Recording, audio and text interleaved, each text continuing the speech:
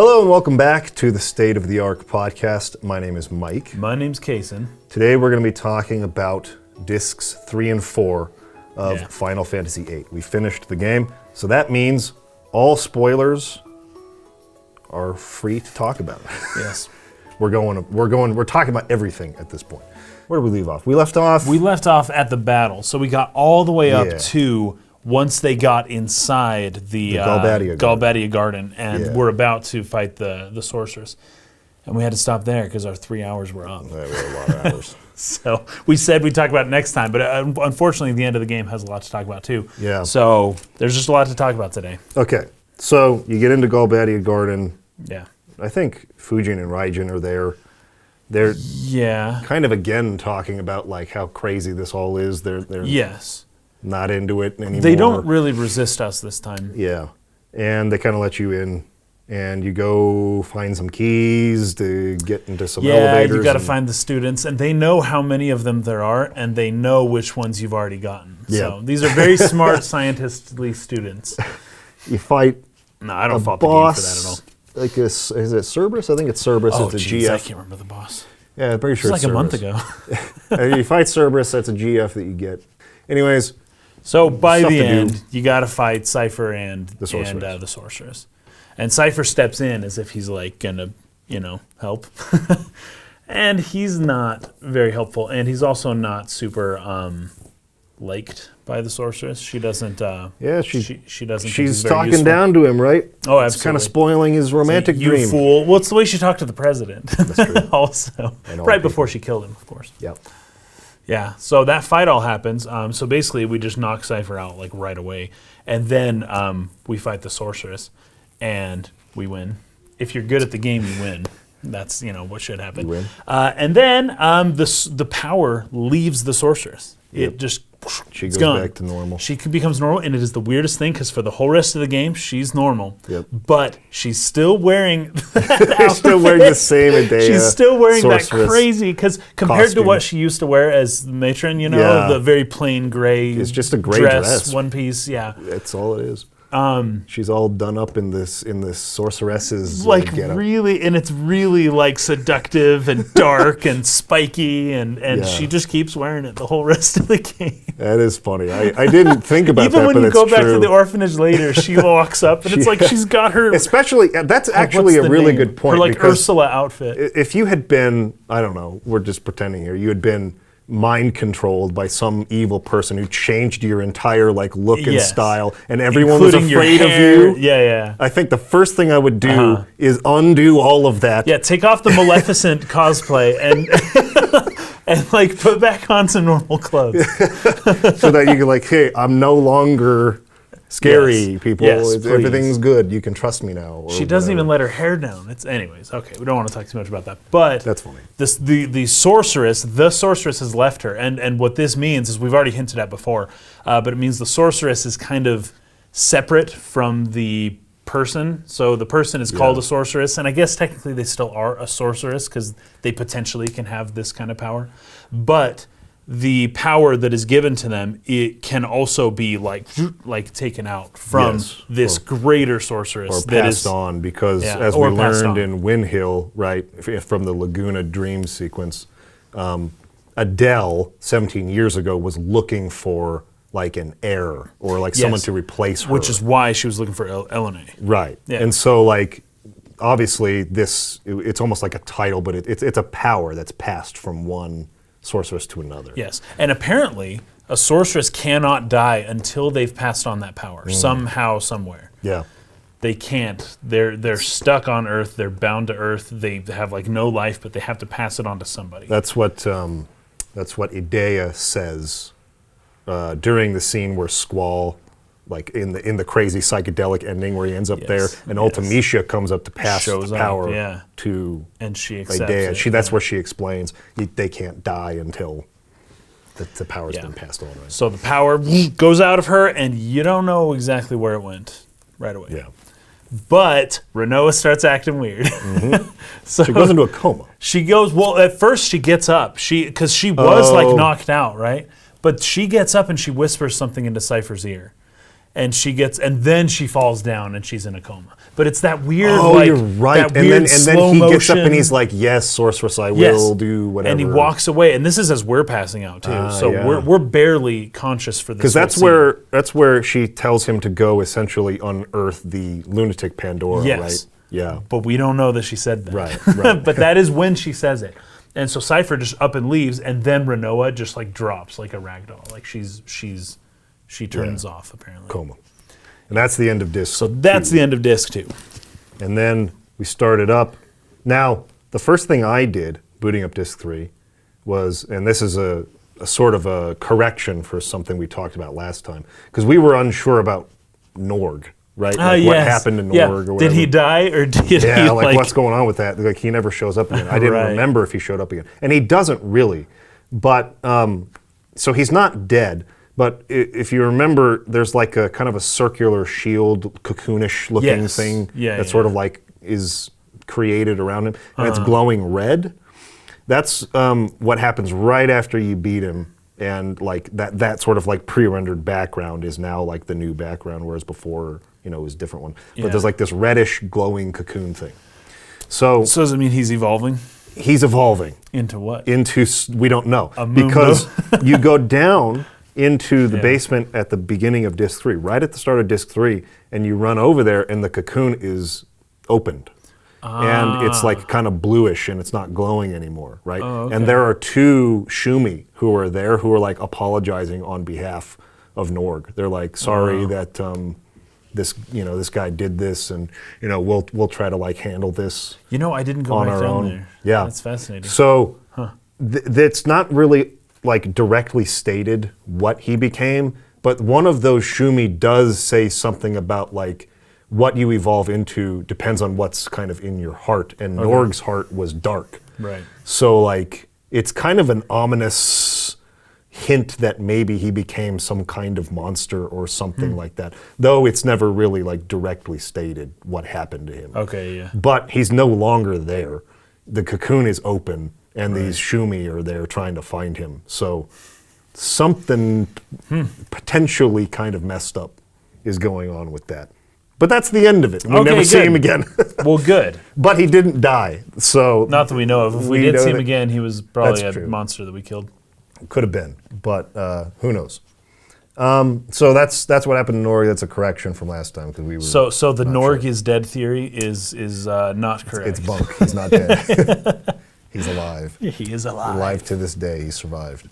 Okay, so we wake up at Squall and he's like,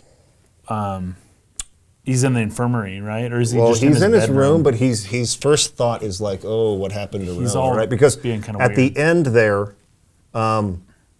right at the end of disc 2, right, when Rinoa is doing her little crazy walk and she goes and whispers something to Seifer, and Mm-hmm. Seifer gets up and walks away and she faints, we have the thoughts of Squall.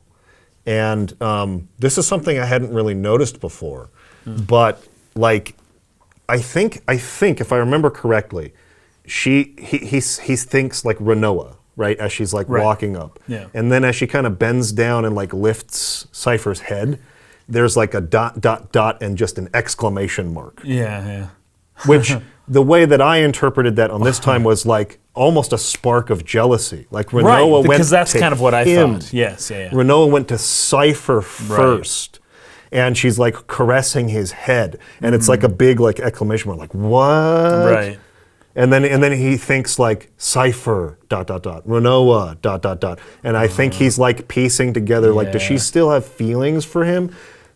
This is something I'd never considered because I've been critical of Final Fantasy VIII's love story, and I think a lot of other people have felt this way. This isn't like just a complaint that I've had. I've seen lots of other people say the same thing. That Squall, his like feelings for Rinoa like flip like a light switch, just all of a sudden. And like 1 minute he doesn't care whether she lives or dies necessarily. He's more committed to his duty as the leader of the garden. And then like the next second, all of a sudden he's like fawning over her and like wants to die rather than Yes. would do anything to save her, right? So this like dramatic shift. And even in my discussions with people who defend the game, they would more or less just say, it's one of those you don't know what you have until you've lost it situation. I think that explains Squall quite a bit. Yeah. Actually, for other reasons that we'll kind of talk about even later. But and I think that there is something an element of that's there, right. But I really do think on this playthrough that I saw more setup to this, and that it wasn't as immediate as I remembered it being. I didn't remember it being quite as immediate either. Like I remembered it being that battle happens at the end of Disc 1 or Disc 2, sorry, and he essentially was like putting off saving her, and then the opening scene of Disc 3 was him falling over her in a coma, being like, "Please, I need to hear your voice again." Right. I didn't remember that there's actually quite a lot that happens before that scene happens. And you're kind of reading his thoughts. He's in his head a lot. Yeah. And it festers, like this thought of, I'm never going to see her again. Yeah. Or I'm never going to see her. He can see her dead, I guess, but he'll never see her smile or laugh. Yeah. And you start reading his mind. You start seeing his thoughts, his thought pattern, and reading his thoughts. Yeah. And it just festers. It's like it's almost like a cancer in his mind that just like starts spreading and growing. Yeah. And you see the hints of it at the end of Disc 2. And it slowly, through the beginning of Disc 3, even though it's just a few scenes, I suppose, you see it slowly kind of growing in him, and he starts thinking in his own head a lot more and more. Yeah. Even as we go and go back to the orphanage and talk to Edea after when she's no longer the sorceress, he's not paying attention at all. He's just in his head. He's thinking his own thoughts. He doesn't care what anyone's talking about. But it's like all like mind reading at this point. It's all just in his head, and we're privy to this slow development that's happening in his mind of like, oh my gosh, I never thought this was possible, but it is. It's happening. I have to stop this from happening. Right. And like one thing that I really liked too was that, because I thought this was going to lead into the scene I was talking about where he just falls over on the bed and is like freaking out. It's not. He wakes up in his bed. He thinks, oh no, what happened to Rinoa, right? Because it's kind of like he's waking up from being blacked out too. Right at the end of Disc 2. He goes down into the infirmary and looks at her and doesn't say anything. There's no dialogue, there's no thoughts. It's just him staring at her for a pretty prolonged period of time. Yeah. And this is where you imagine emotions are beginning to stir, right? But he doesn't say anything. He doesn't do anything. He then is kind of pulled away, essentially to go to the orphanage and talk to Edea. Yes. And so you go there, you have that conversation, and it's during the course of this conversation where she's explaining all of this stuff about the sorceress's power and who Ultimecia is, and time compression, and all these concepts that are now going to come into play here at the end of the story. And he doesn't. And care he doesn't. About any of it. He's not listening. Yeah. Really to because it. his one question is, well, but what do we do about Rinoa? Yeah. Like, hey, we need to get this figured out, guys. And they're talking about other things, and he is Which not is interested. an interesting flip of temperament from the other characters who were all completely obsessed with saving Rinoa at the end of Disc 2. Craziest but now part. they don't give a fetch. That is the craziest part. And they even tell him, they say, hey, Squall, you're such a terrible leader. Can't you think about like the whole garden and what's going to happen to everyone? It's totally flipped. That I find that flipping way worse than Squall's flipping. Yes. Right? Squall's this time flipping I felt the same way. There's this person who's known for a while now, and she is the only way you can describe Rinoa is full of life, right? Yeah. Full of energy, full of ideas, and she's kind of crazy. But that's the opposite of him. Opposites attract. Yeah. So. For the first time, he's looking at her as a lifeless,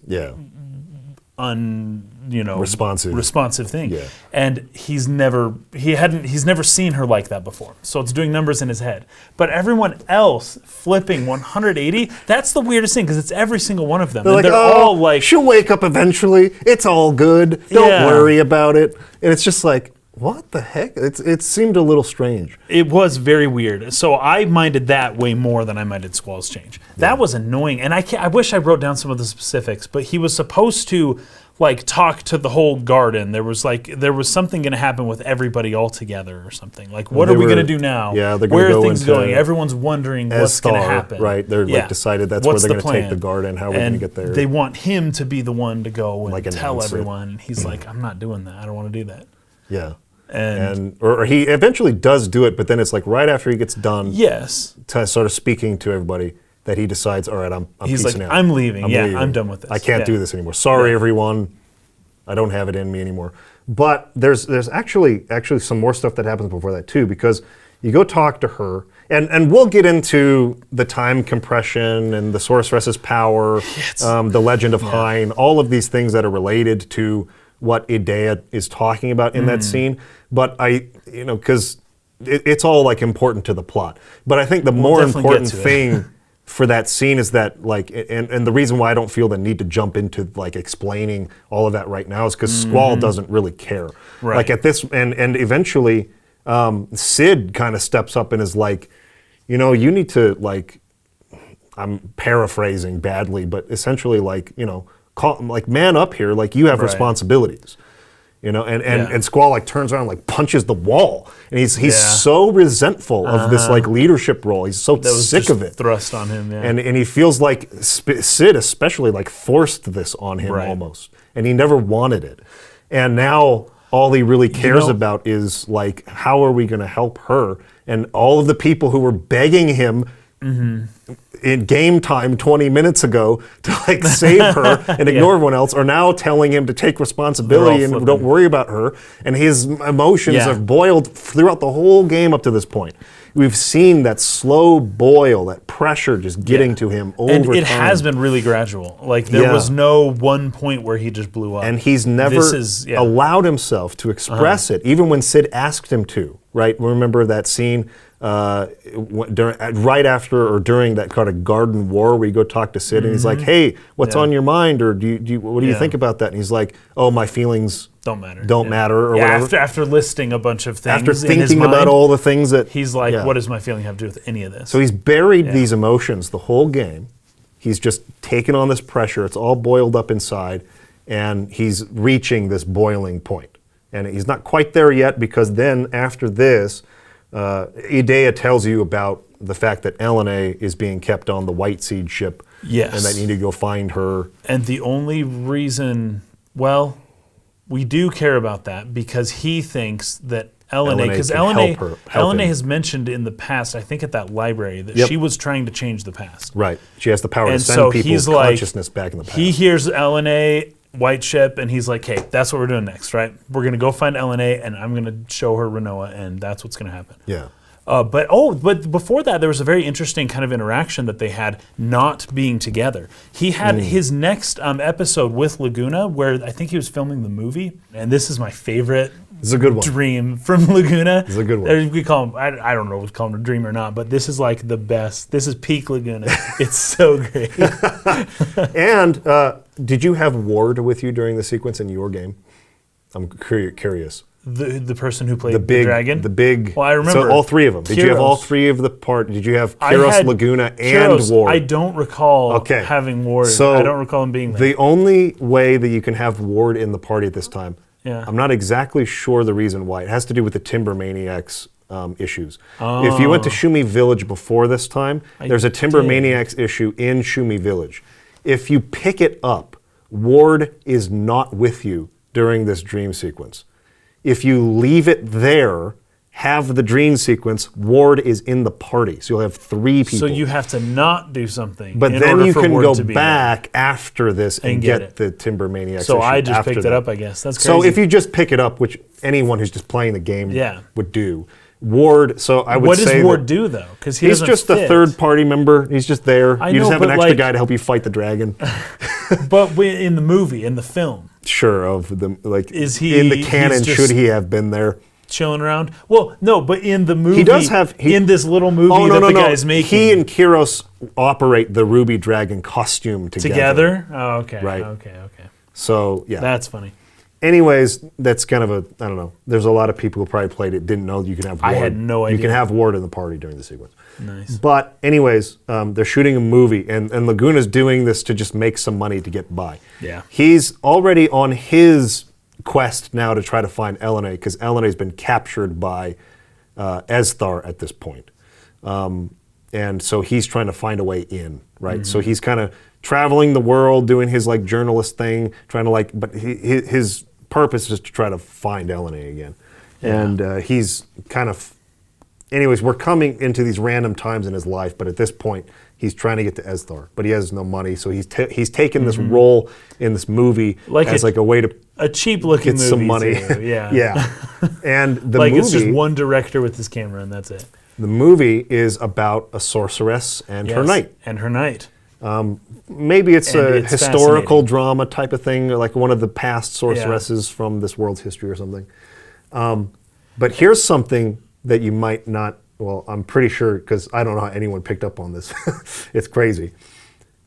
I've kind of alluded to this in the past episodes, that Seifer talks about his role as the sorceress's knight, and his, almost fantasy in a movie-like way. Like, this is the scene where you share your undying hatred for me. Right. I am the holy sorceress's knight. You're the evil mercenary. He's like playing a fantasy role, like a film role almost, of this sorceress's knight. I had that thought in my head. Did he watch whatever movie they're making? Did he watch What it? really seals it is that if you watch, the victory pose that they do after every battle. Remember, Seifer's in your party at the beginning of the game. Where he did that sword thing, and the director's like, "Huh, that looks pretty cool." Yes, it's the same move. Oh my gosh, the move that Laguna does there, when he clearly just made up on the spot. The director's like, "Hey, do a cool pose or whatever," and Laguna does a move. That's the same victory pose Seifer does in the beginning of the game when he's in your party in the Dalit mission. So Seifer grew up at the orphanage watching this movie. They all probably did, but he specifically was probably the kid who was like, let's watch that movie again. And everyone's like, no. I want to add to this that it isn't just the victory pose move that Seifer is sort of lifting from Laguna here. It's also the way he holds his gunblade. It's his gunblade stance. If you look at the way that Laguna holds the gunblade out towards the dragon when he's fighting the dragon, and you look at the way that Seifer holds his gunblade in battle, kind of while you're waiting for his turn on the ATB, they have the same just sort of battle stance as well. So it goes beyond just the one move. It's kind of like his whole method, I guess, of wielding that gunblade is straight out of that movie that Laguna starred in. Pretty cool. Now, this is not... As far as I can tell, I might have missed something. Yeah. But this is probably a good time to bring it up anyways to make the connection. That's a cool connection, though. I don't recall anywhere other than a very vague, like kind of in passing sort of moment where Laguna tells Squall, hey, there's some things that I really want to tell you about. You may not want to hear it from me or whatever, but like... I have something important to tell you when this is all over, come talk to me. Right. Aside from that very vague thing, I don't think they ever directly state outright that Laguna is Squall's father. So I need to bring this up in light of the point about how the game makes the connection between Squall and Laguna being Squall's father. And I'm not necessarily redacting what I said, because the point I made was that they never say it outright in the text of the game that Squall is Laguna's son. They don't. However, if you do talk to Kyros and Ward here on the Ragnarok, they drop a couple of additional hints. They do this in kind of a teasing way, right? With the relationship that they've had, the ribbing they kind of do back and forth with Laguna over these dream sequences that we've seen. They allude to it. It's in the subtext, but it's a little bit more strong in the subtext between what the two of them say than it is in what Laguna says. So anyways, you take the dialogue from Laguna and from Kyros and Ward, and suddenly it seems to be a little bit clearer that they're making that connection. But it still is not explicitly stated by any means. But this is something that a lot of people I know are going to bring up. They did in the other upload, on the other channel. So just wanted to add this in there as well. So it's made a little more clear as long as you talk to all three of them in this scene. And we'll get into this a little bit later. There's some more hints because like Rain it's alluded to in the end that he did marry Rain at some point. That Rain had a child, that she died or whatever. Right, because he shows up at the grave and he has a ring. Or they don't connect Squall to them as far as I've seen in the game's text. Okay. Maybe it's again in one of those obscure tutorial menu sort of like right. history little things that they put in the background. Maybe it can be found there. But as far as just like the game text dialogue between characters, I don't think they ever make the connection there. No. But that is the case. Okay. Laguna is Squall's father. Wow. So Seifer grew up watching a movie where he idolized his rival's father and wanted to become a sorceress's knight in honor of this hero he had as a child, which turns out to be his rival's dad. Wow. Which is kind of the crazy That's connection thing, right? But that's like a detail that I'm sure 99% of people who played this game missed. The detail that Seifer and Laguna do the same move. I didn't connect that. I had the thought of, this is a cruddy B movie based on a movie that Seifer watched, or this is the movie Seifer watched. But I didn't base that on anything like that concrete. I just kind of had that thought. Yeah. Yeah, wild, man. That's cool. Hey guys, just wanted to make a quick note in addendum to kind of hammer this point home. I've got the Ultimania Archive Volume 2 here, which contains the 7, 8, and 9 Ultimanias. And this page here, which is like Seifer's bio, right? There's a quote. It's this one here. And the quote is from the Dalit mission from the beginning of the game. He says, "One of these days, I'm going to tell you about my romantic dream." And the insert underneath that says, "A movie from his childhood inspired Seifer's ambition to become a sorceress's knight. Pursuing this required him to give up his place in Balamb Garden." So that more or less confirms that this movie that he watched is where he got the idea to want to become a sorceress's knight. And the fact that he does that move, I mean, it's pretty much totally clear that that movie Laguna starred in was the movie that inspired Seifer to want to become a sorceress's knight himself. So cool stuff. There's too much to talk about because it all interconnects, and that's why this is the last podcast of the whole series. Well, we're doing the Q&A. We're the one Q&A. next. We're doing the comment one, but everything's connecting right now. And I don't know when to bring up the connections until the final one's made, basically. And then it's like, okay. So we'll just leave it be for now. Hopefully I remember. We're kind of like all over the place because there's really just so many things that get paid off or even just in like I said, almost in passing. Like, like you could here, easily miss it. Do we talk about it when the hint is given? given? When do we talk about it? Or do we talk about when it's actually like paid off? Or do we talk about it when the hint is left? Or like, anyways, there's just so much going on here. It's hard to organize thoughts. But that movie is hilarious because yeah. that director was like not very good. Yeah. And his action stuff and this is gonna be great. Oh, this shot's so great. And he's like, it's an actual real. It's just a little dragon. handheld. Yeah, he's just a handheld that shot. dragon looks pretty real. They don't have any anybody with like a bounce or a sound, nothing. Even like a guy, rolling sound or anything. It's just a guy with a camera. It's hilarious. But yeah, the real dragon shows up, and so Laguna has to fight the dragon. Fight this dragon. And the director cuts and runs. The actress, she's out. So he has to fight the dragon. And Kyrus and Ward end up joining him. You fight it and kill it, and that's kind of the end of it. Yeah, that's kind of the end of the dream. But like that dream, more or less, I mean, other than doing this sort of like underhanded setup about like this connection with Seifer or whatever, which most people missed, is more or less just a last-ditch effort for Ellone to try to change the past. And you know what's funny about it specifically? I got the feeling that dream was not intentional from Ellone. Yeah. That because of all the things we see of Laguna, there's a reason. He's doing something, he's talking about something, he's going somewhere, he's with someone.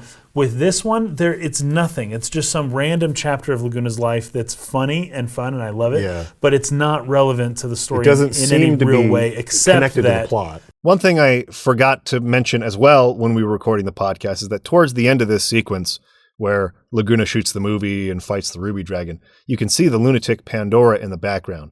And there is a large crater in Trabia as you're kind of traveling on the overworld map that you see. pretty good evidence that there was a Lunar Cry that happened there as well, and that maybe the Pandora being there, right, was maybe like a test run of being able to use it as this weapon to sort of summon monsters down at will to the planet. This is something that Dr. Odine and Esthar had sort of like constructed for that purpose, to be used as a weapon, so that they could sort of like induce these Lunar Cries. And so they probably ran some kind of test or something like that in Trabia, and that's what caused that crater that you see in Trabia. It probably happened around this time where the Lunatic Pandora was there in Trabia while they were shooting this movie. So kind of an interesting little, thing in the background there. Being the Sorceress's Night is some kind of cultural, like, relic, like a phenomenon, like an archetype. The Sorceress's Night in that world, you kind of get to see that. But after that dream is over, there's a few moments where Squall is still kind of connected with Ellone. Yeah, and she uses that word. She says, we're connecting. And she kind of apologizes. She's like, sorry, I can't disconnect. I don't know why. Well, she does. I think she does know why. She mentions something about how she's dreaming, or she's just trying desperately or to do this. It seemed to me, though, that this one was different from all the others. Yeah. And she's apologizing. She's talking to Squall now directly. And it seems to me like she kind of is like asleep. Like she's doing this unintentionally. I don't know if that's really canonical. Yeah, I kind of felt the same way. And the important part that you get out of this is that she accepts and comes to realize the past cannot be changed. She can't do all it, of no this matter time what I've been trying to do, it's in vain. The past cannot be changed. And that's a very important rule for the way that time works in the world of Final Fantasy VIII. Yes. The past is set. The future is set. So fate as a concept is very real in this world. Yeah. There's nothing you can do. Like, in a lot of other time travel models, let's say, you go back in time, you change something that sets a new timeline. A new course, right? Yeah. So it's like you've almost jumped dimensions or jumped timelines now. And now you're in a totally different timeline than before.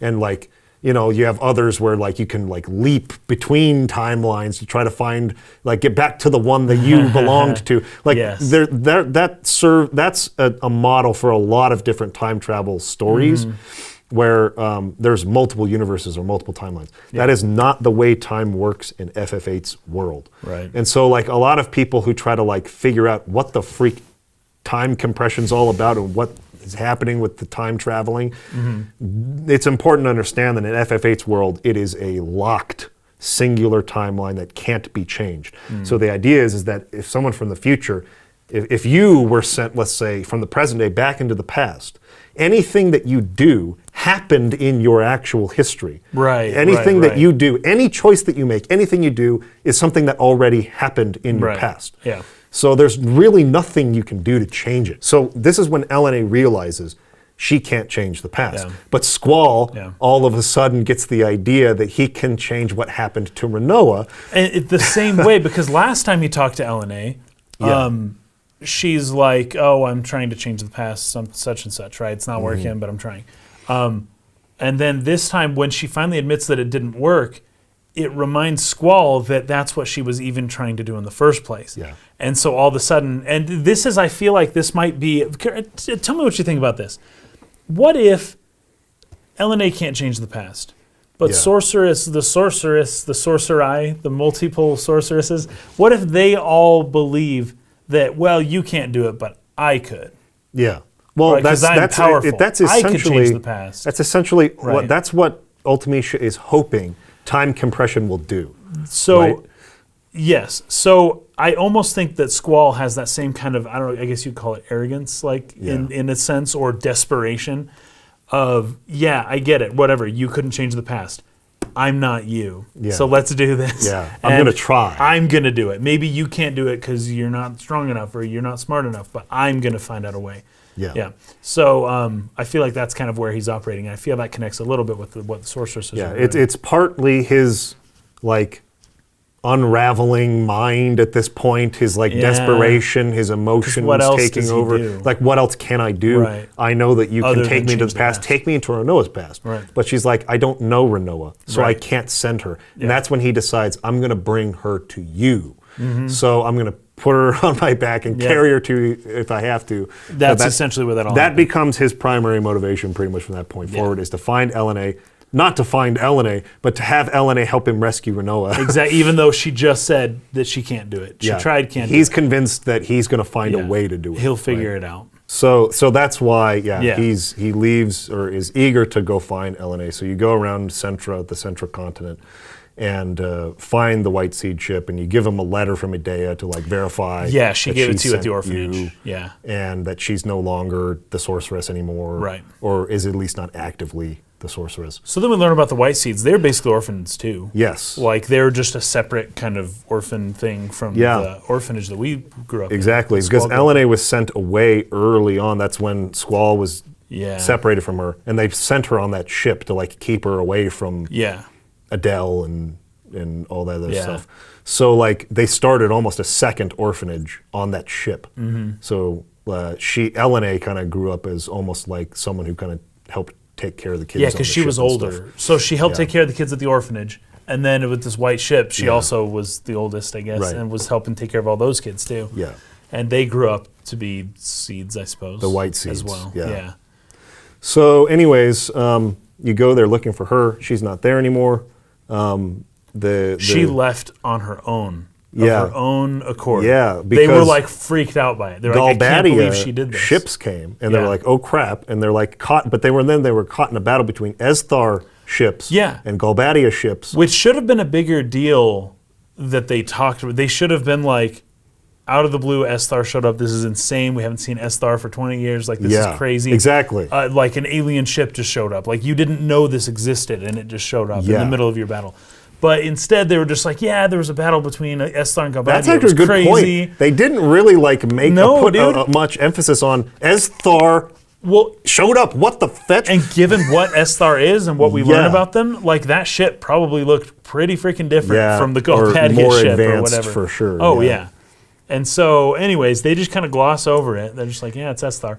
But the Esthar ship, I suppose, like wins the battle, right? Yeah, or scares them off, or the whatever. Esthar people come aboard and they're like, "Where's Ellone?" And the seeds turn them away. Yeah. But then Ellone herself goes and jumps runs on board. past the guards and jumps off ship and jumps on board the because she knows Laguna is looking for her, right? So she's trying to go back to Laguna. Yeah.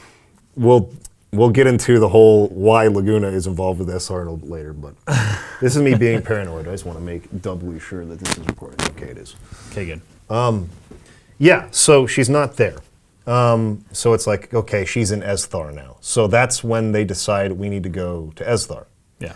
And that's when Squall announces we're going to Esthar. That's the next step. We got to find Ellone, whatever. Mm-hmm. But then he's like, okay, I'm casting off this burden. I can't do it anymore.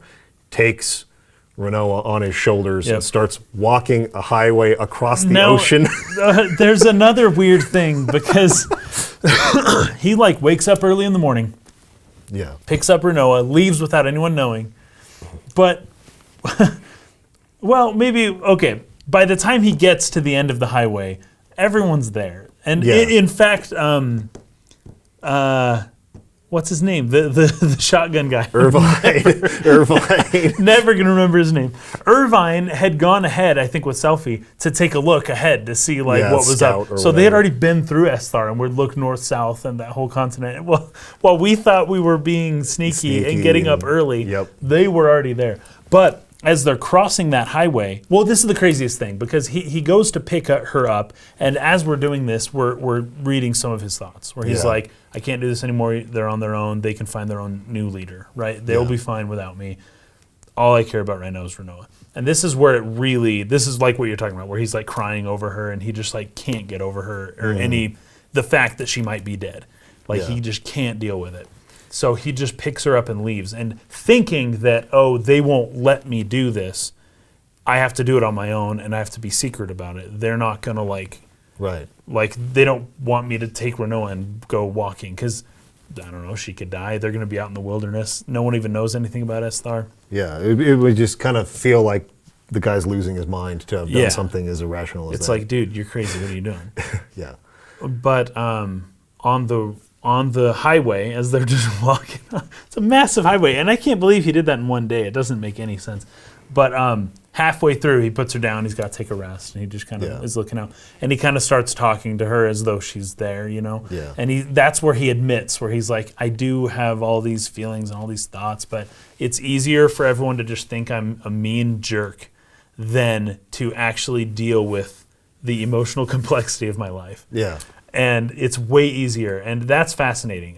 Well, and also there's the That whole stood out to me. separation anxiety or trauma from his past. So, From his like, he Ellone, doesn't want to yeah. get close to people because I'm going to be separated from them eventually. And this is something that's Right. been rooted in him since he was a very young child. Yeah. So, like, there's all this pain associated with the process of getting close to people. Mm-hmm. Even, like we said even last time, even though the GFs made it so he can't even remember who his sis is, and when he sees her, he Yeah. doesn't even recognize who she No, is. and it's not more, even a great reunion, really. No. It's just like, oh yeah, 'Cause what's he up, doesn't- Ellone? Hey, doesn't by the even know way, her. yeah, I know he doesn't know her at all. He knows basically nothing about her. But the pain of the loss was Yeah. enough to guide everything he did and how he dealt with people Yeah. his whole freaking life.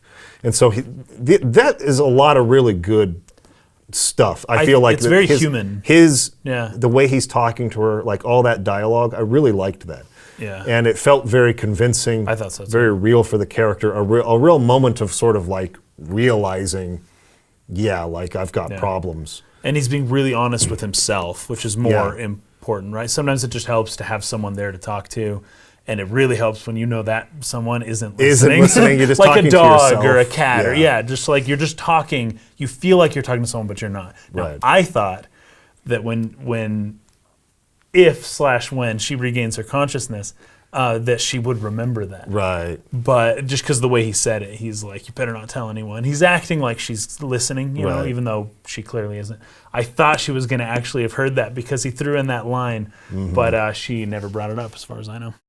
So I wanted to make a quick note here. I had actually put it in my notes, but I didn't end up saying it. I skimmed over it, unfortunately.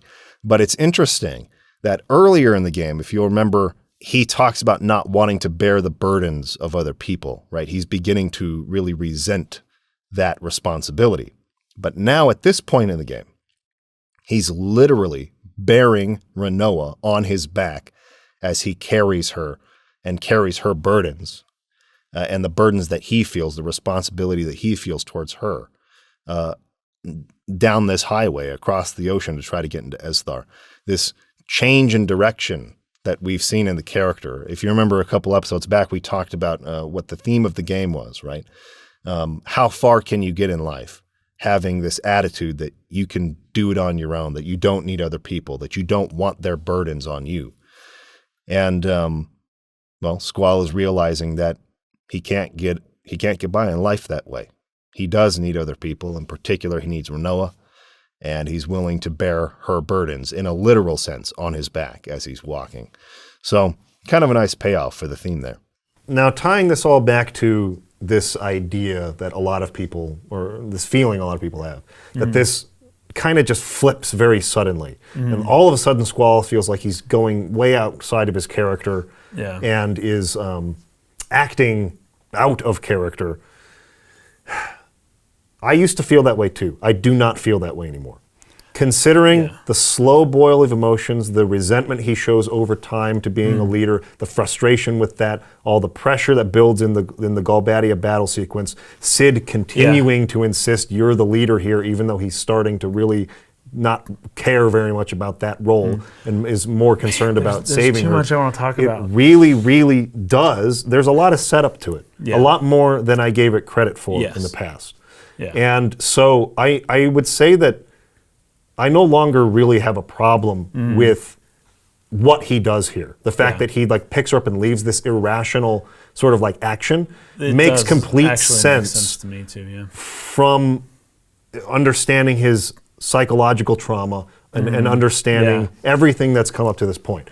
Now, I think the reason why this is still something people feel so strongly it's not. I think it's more the dialogue itself might be a little too far to feel in character, because he's like kneeling over her, right? Like he falls over and his head's on the bed, and he's like, please, I need to hear your voice. These types of phrases, I just need to hear your voice one more time. It sounds like Romeo and Juliet. It's a little bit of a cliche. It's a little too much. The dialogue is a bit of cliche, and it's not. It doesn't feel like a genuine expression from that character. Right. I'm not saying that he shouldn't be emotionally distressed, because he should be. He's feeling these feelings all of a sudden, right? Or that even that he would express that in a way that he hadn't in the past. It's just that I think it's just the words that are used. I would agree with that. Please let me hear your voice one more time. It's just a little over the top for Squall. For Squall. I could see someone like Selfie using words like this. Sure. Or somebody who's a more emotional, expressive person being a little more over the top in how they express themselves, even in their own heads or whatever. But I think if the words had just been tweaked a little bit, it would have like taken the edge off of this and not made it feel like it's so sudden, because it really isn't. I think that's it's true. not that sudden of a change in the character. I agree. And the sudden, if the change is sudden at all, it's because somebody died, and that just changed people, right? But to this extent, I think you're right. I think that probably is what people pick on the most, is the dialogue specifically. There's an event that happens later on that I'm going to talk more about this with an event that happens later on, because it totally confirmed my suspicions, but it's not until we're in outer space. So we're going to have to deal with that one later. But since you brought up Sid, I just don't want to forget this. I don't want to let this be left behind. Him being so hard on Squall and being so pushy with Squall, given how Squall has reacted to Rinoa and all of this stuff, it's very similar to what happened with Edea, and Edea is Sid's wife. And you never got clued in much as to like how close they were, or like what did she have much to really do with Sid, or was this mostly Sid's idea, or did he like it? Just their relationship seems so weird. Yeah. But there's something that happens at the very end of the game that helps you to kind of realize that Sid is fighting as hard to get Edea back. Yeah, you're as talking Squall about is fighting to get being Rinoa the back. sorceress's knight. Yeah, Right? that is. Yeah, that I is. made a note about that, so we'll definitely talk about that. The Sorcerer's Night theme is really hit strong here Yeah. in this podcast. We'll hit on it several times.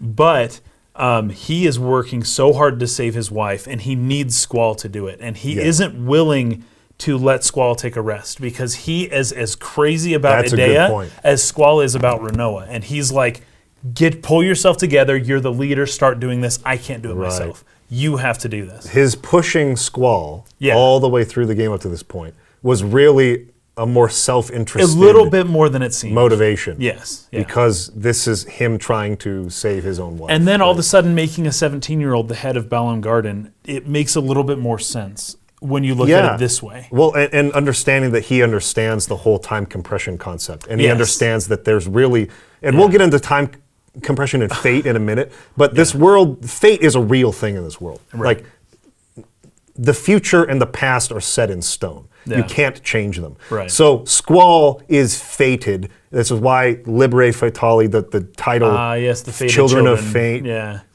I mean, that's a theme of the game. They are fated to do this. And they can't And escape he it. knows this. Yeah.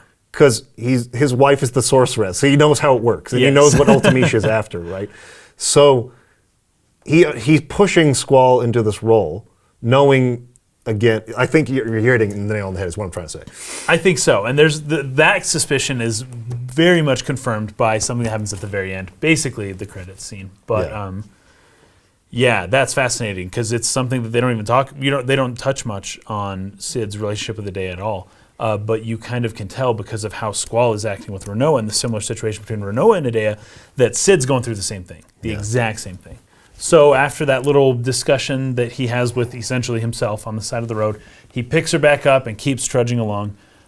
We get to Esthar, and everyone's already there. They knew we were coming. I don't really know the specifics about how or why or whatever, but they've been there for a long time, and they're just chilling. And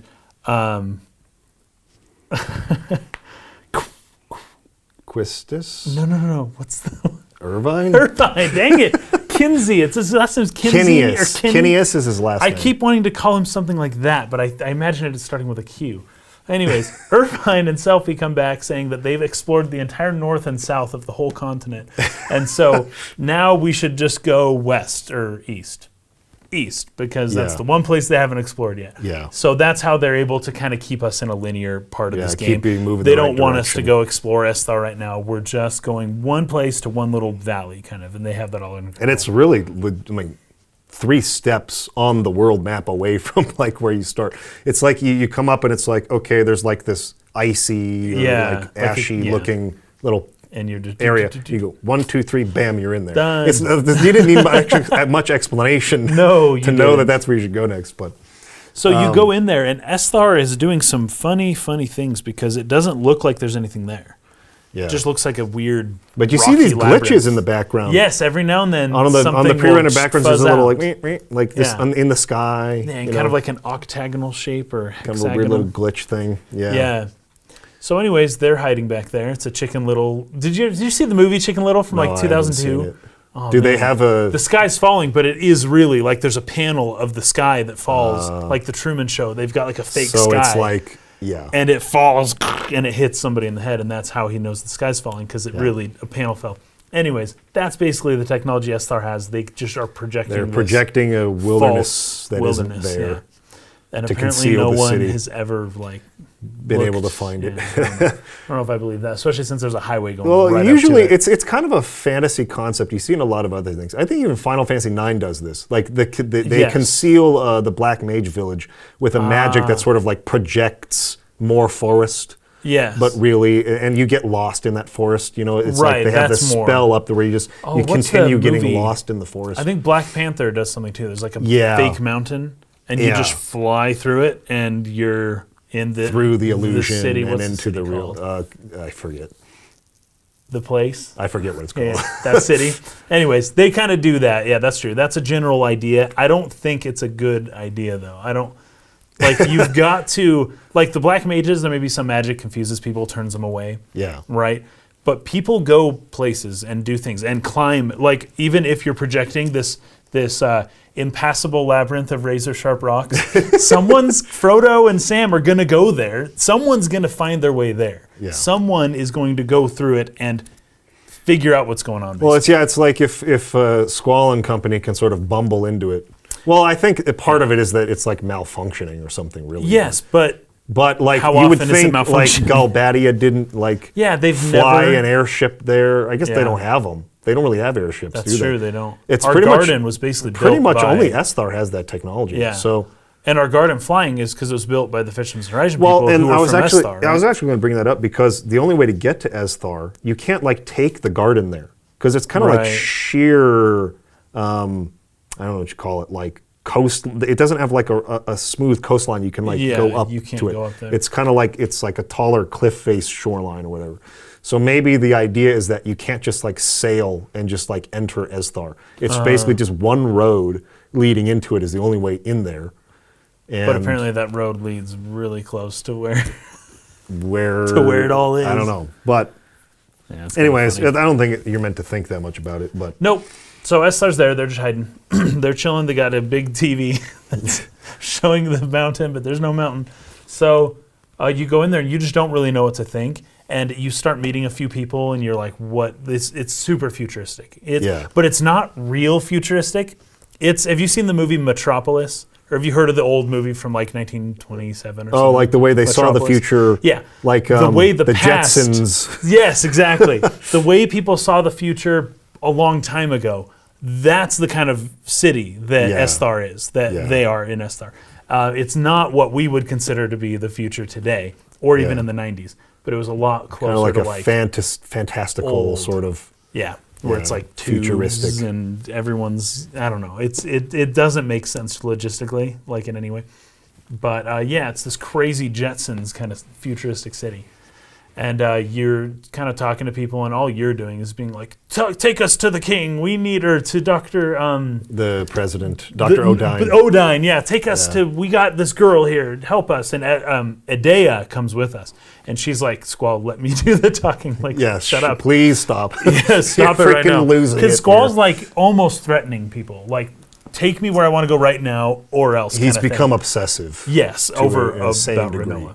Yeah. Even though now he's around all the people and he's being weird around people, but he has accepted himself that I'm weird.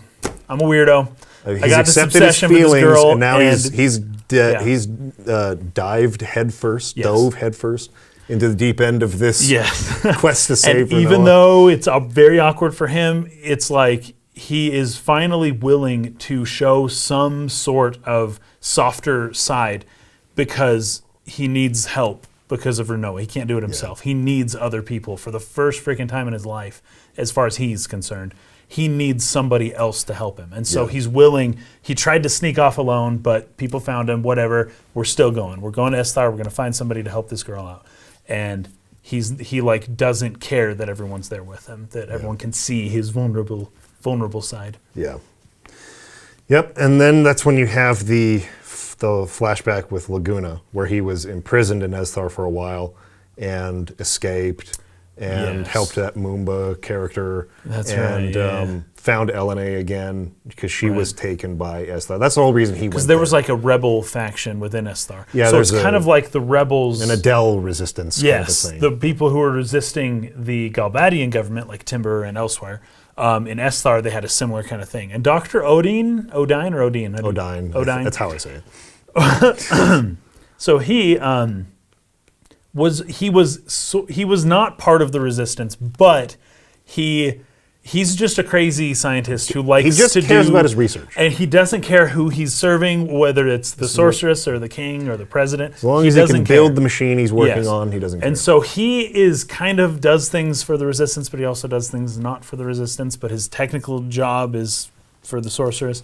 So he's keeping Ellone. Oh wait, this is back in the past. We kind of hear about this. So we're going to Laguna, right? Ellone is captured, and Odine is doing experiments on her. Yeah. For something he's working on for his research. Basically, he's like reading the brain waves that she has. Yeah. Like he's analyzed her brain, basically. And so even when Laguna shows up to rescue her, he's able to take that data and build a machine kind of that can reproduce her thought pattern frequencies. That's what's revealed later, is that his entire goal is to create essentially a machine that does what Ellone does. Yes, that This takes ability people to past. like take someone's consciousness into the past. Yeah. That's what he's working on. We don't know that until later, but that's essentially why they want Ellone and what he's working on. But yeah, like you said, his allegiance falls to whoever. It's just wherever. As long as he can we continue threaten the him just a research. little bit, and he's like, Ellene's over this way. And then at first, when that scene first happened, I was like, she's not going to be. He's lying. We just let him go. We had the perfect chance. We had Odine, and we let him go, and he just told us some lie. We go there, and she's there. Like, Odine didn't care. He was like, you want your girl back? Whatever, take her. I got the stuff I needed. You can have her. I don't care. Yeah. I don't care what the sorceress wants. I just know that I got what I needed. Yeah. So he's done. So, anyways, you go to him. You find him there in Esthar, and you explain the situation. We're trying to, help Rinoa. The sorceress's power has passed on to her. What do we? And need by to him, do? you mean Laguna, right? Sorry. Odine. I've gone back into. We're in Laguna's place. We after the Laguna scene is over. After that's over. Okay. After he's reunited with Ellone, that scene kind of ends. And you go back to the present, and Squall and company meet with Odine and explain that they're trying to help Rinoa. He basically Squall demands to be helped. Yes. And Odine. And Edea is also, trying to find a way to make sure that she's not going to get taken over. Exactly. That's her reasoning. But she's looking for Dr. Odine to see if he can't extract the spirit of the sorceress from Out her, of her, so that she doesn't have to be taken over again. Yeah. For the rest of her life. Exactly. So that's the reason that she's there with us. Yeah. Right? So, But he talks about you got to go to the Lunar Base. You got to go to in order to help Rinoa, you got to take her up. And we don't know quite what to the Lunar Base means. We don't It's a know Lunar why. Gate. Or Lunar So Gate. is Go what to it the says, Lunar yeah. Gate, and it's like, hey, you can imagine what they're talking about, but it's kind of, as far as what we've seen from Final Fantasy VIII, there is no technology to do this. So Yeah. what does Lunar Gate mean? Maybe Lunar's a code word or something. They Yeah. don't really tell you exactly what it is. But Dr. Odine's condition is, sure, you guys can go. I can't remember exactly why he does this. He's like, but you have to leave Rinoa with me, basically. Yeah, for study. Yeah, and Kind of I don't deal. know why Squall was okay with that. I don't know why. It's very important for the story. You're not taking Rinoa there for him to help Rinoa. You're going there for Right. Edea to have the Yes. sorceress excised out of her. Right. And Odine is saying he can do this. Yeah, he's like, piece of cake. He has the ability to basically, what does he say? Exorcise Exercise the the spiritual spirit of sorceress out of her. Yeah. Ultimecia out Yeah. of Edea.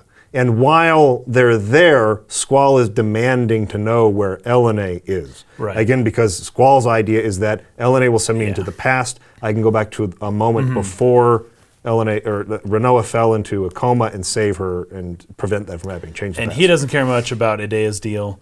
Yeah. So Edea's So- like, hey, help me not be a sorceress anymore. And Cloud, sorry, Squall is like, yeah, whatever. So where's Ellone? But he's like super threatening about it. He's Yeah. like, take me to Ellone now. And Dr. Odine's like, what, are you going to take me as a hostage? Like, what's your deal? And he's like, take me to Ellone right now. He's like really about to lose it. Yeah. Because it seems like they know where she is. And he's been looking for her. And he's like, Yeah. it's like right at his fingertips. And he just can't like constrain himself.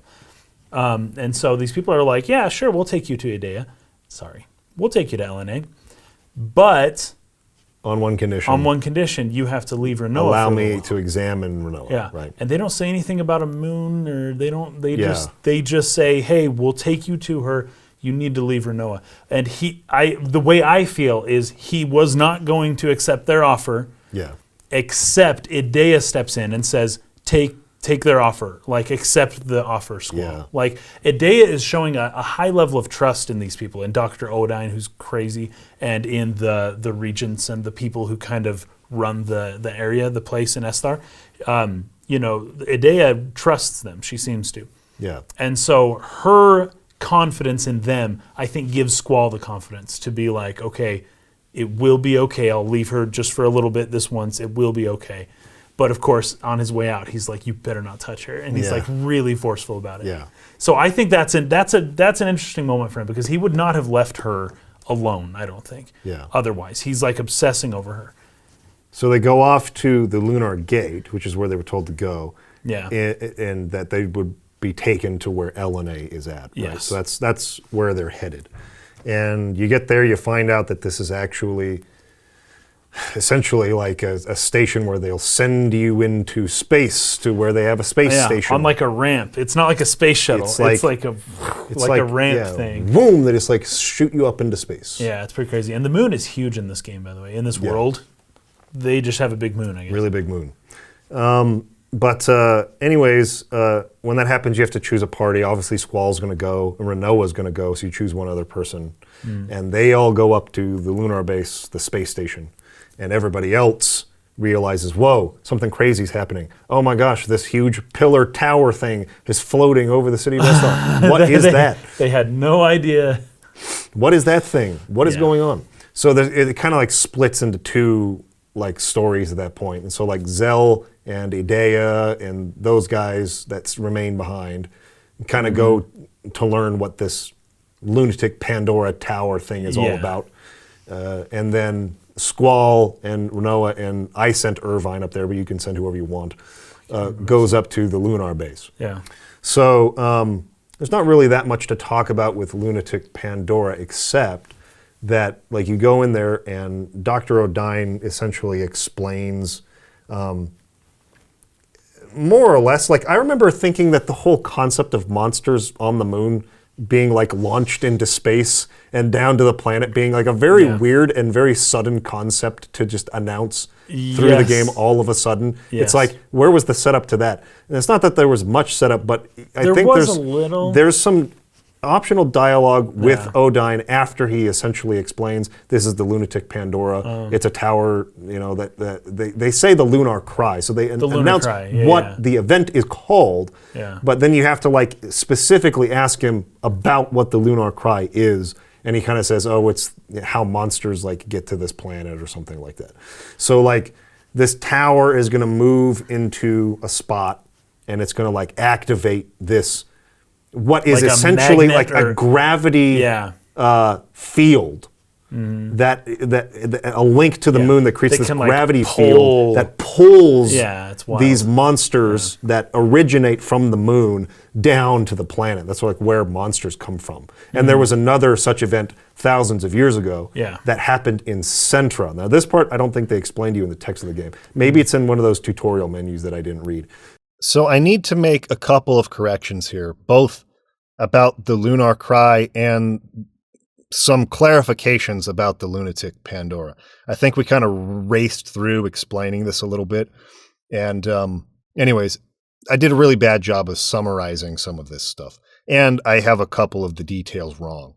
So I had assumed that Centra was destroyed thousands of years previously by one of these Lunar Cries. Turns out that it was more like 80 to 110, 120 years. The game kind of gives some conflicting information on this.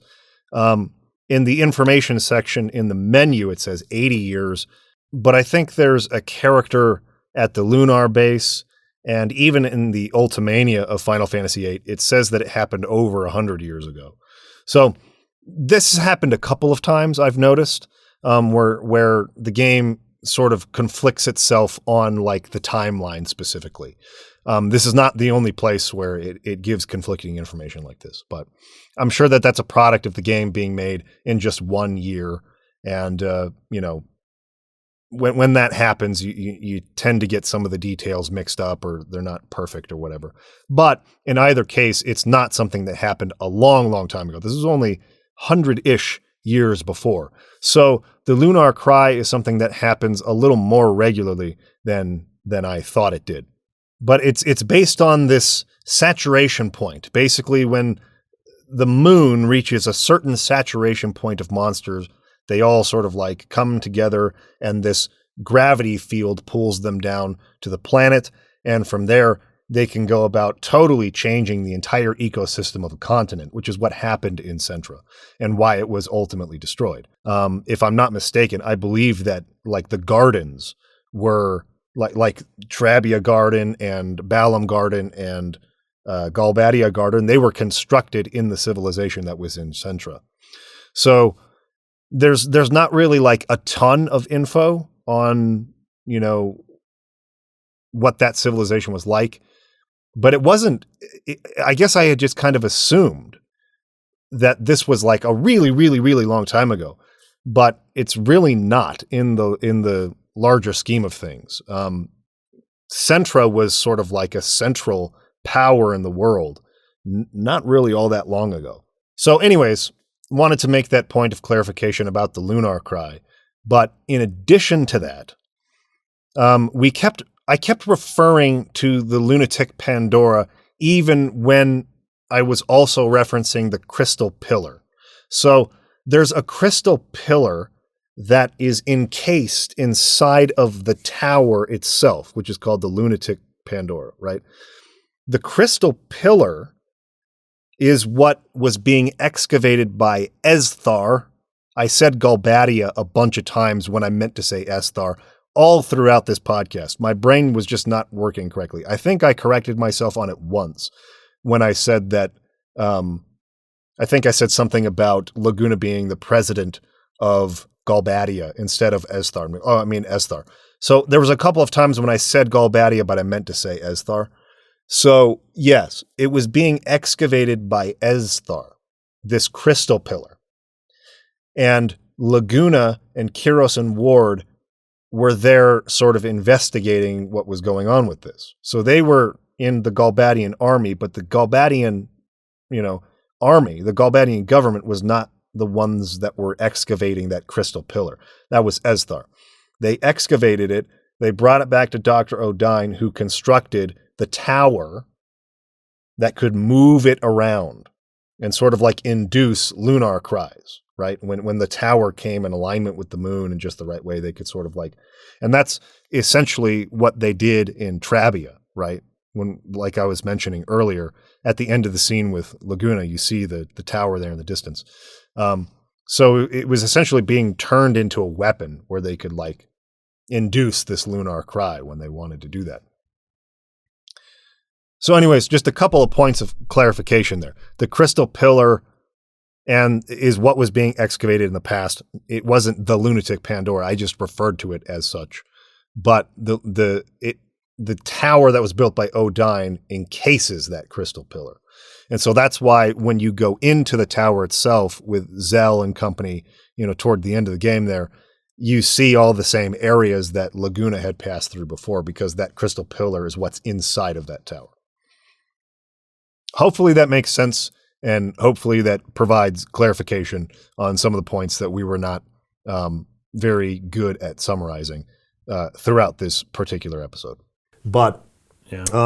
so the central continent at the bottom where the orphanage is at, it's like a totally deserted continent, right? There's nothing Right. there. That's but true. that used to be a powerful nation like a long time ago. And the last Lunar Cry was the reason why that nation was destroyed, pretty Wow. much. So anyways, this Lunar Cry is about to happen on Esthar's continent, and the results would obviously be disastrous. So anyways, that's what that floating pillar thing is. So Zell and company like go jump into it to like try to like stop Yeah. it.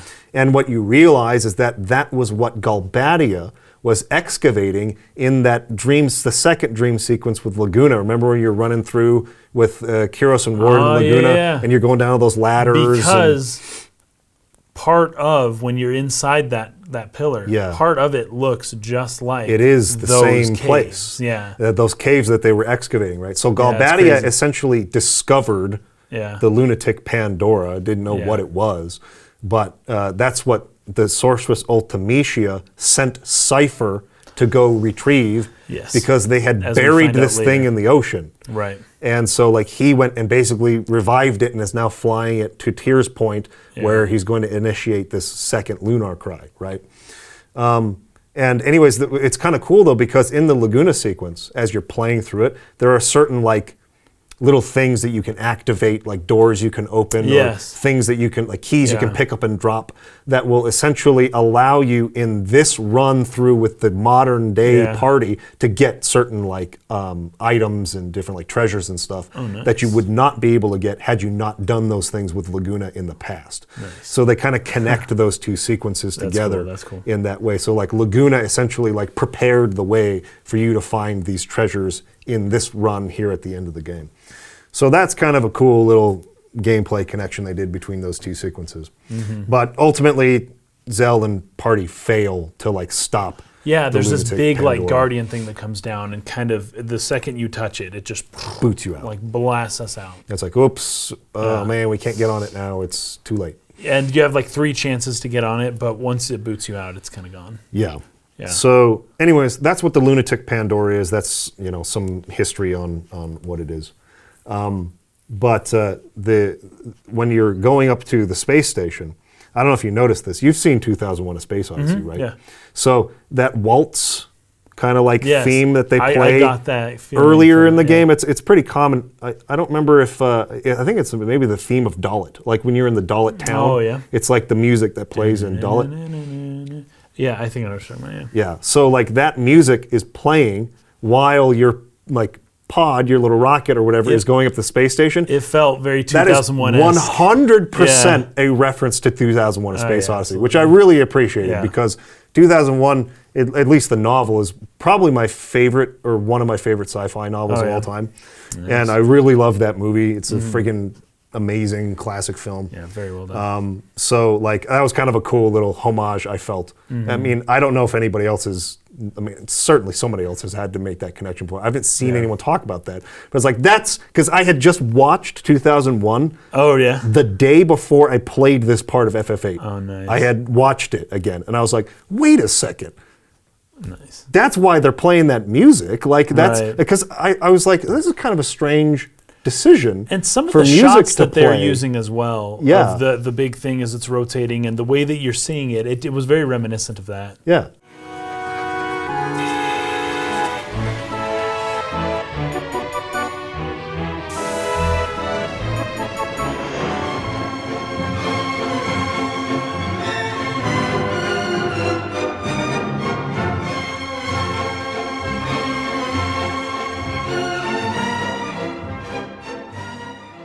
But it's totally, because they were playing, classic waltz. Because in 2001, Stanley Kubrick had originally hired a composer to do the music for the movie, original music for the movie. Oh, yeah. And he had scored the whole film. Yeah. And then he basically, that composer wasn't even told about this. He went to the premiere thinking his music was in the movie. Oh my and gosh. Kubrick had replaced it with these old waltzes from hundreds of years ago or whatever. Wow. And so he was like, what the That's heck? crazy. But Kubrick's idea of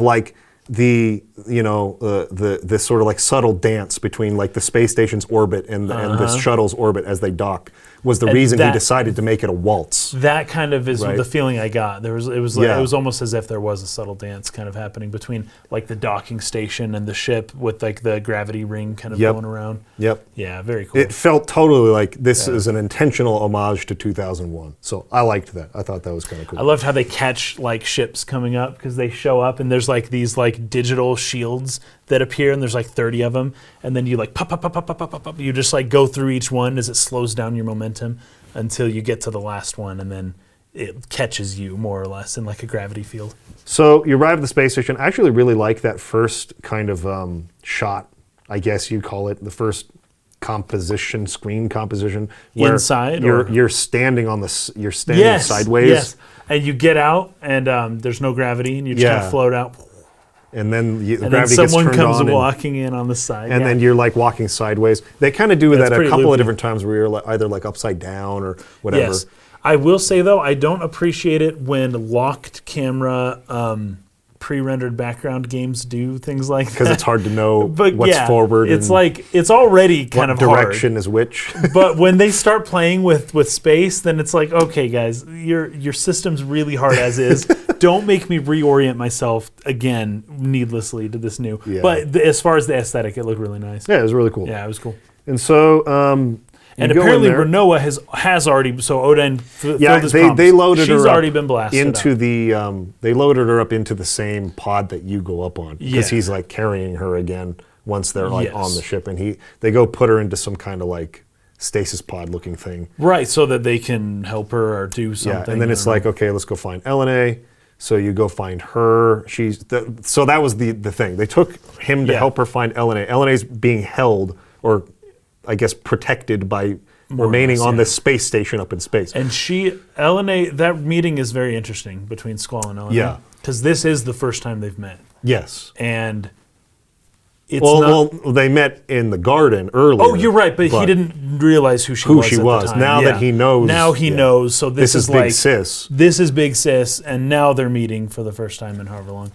And it's just not really a deal for Squall or Ellone, really. They're both just kind of stuff's happened and our lives are kind of crazy. Anyways, what do you want? Yeah. Go find Rinoa, So it was a very interesting conversation I thought they had. Yeah, I mean, 'Cause it that wasn't what that you was thought kind it of would like be. he relives this trauma of losing Sis. Yeah. But now it's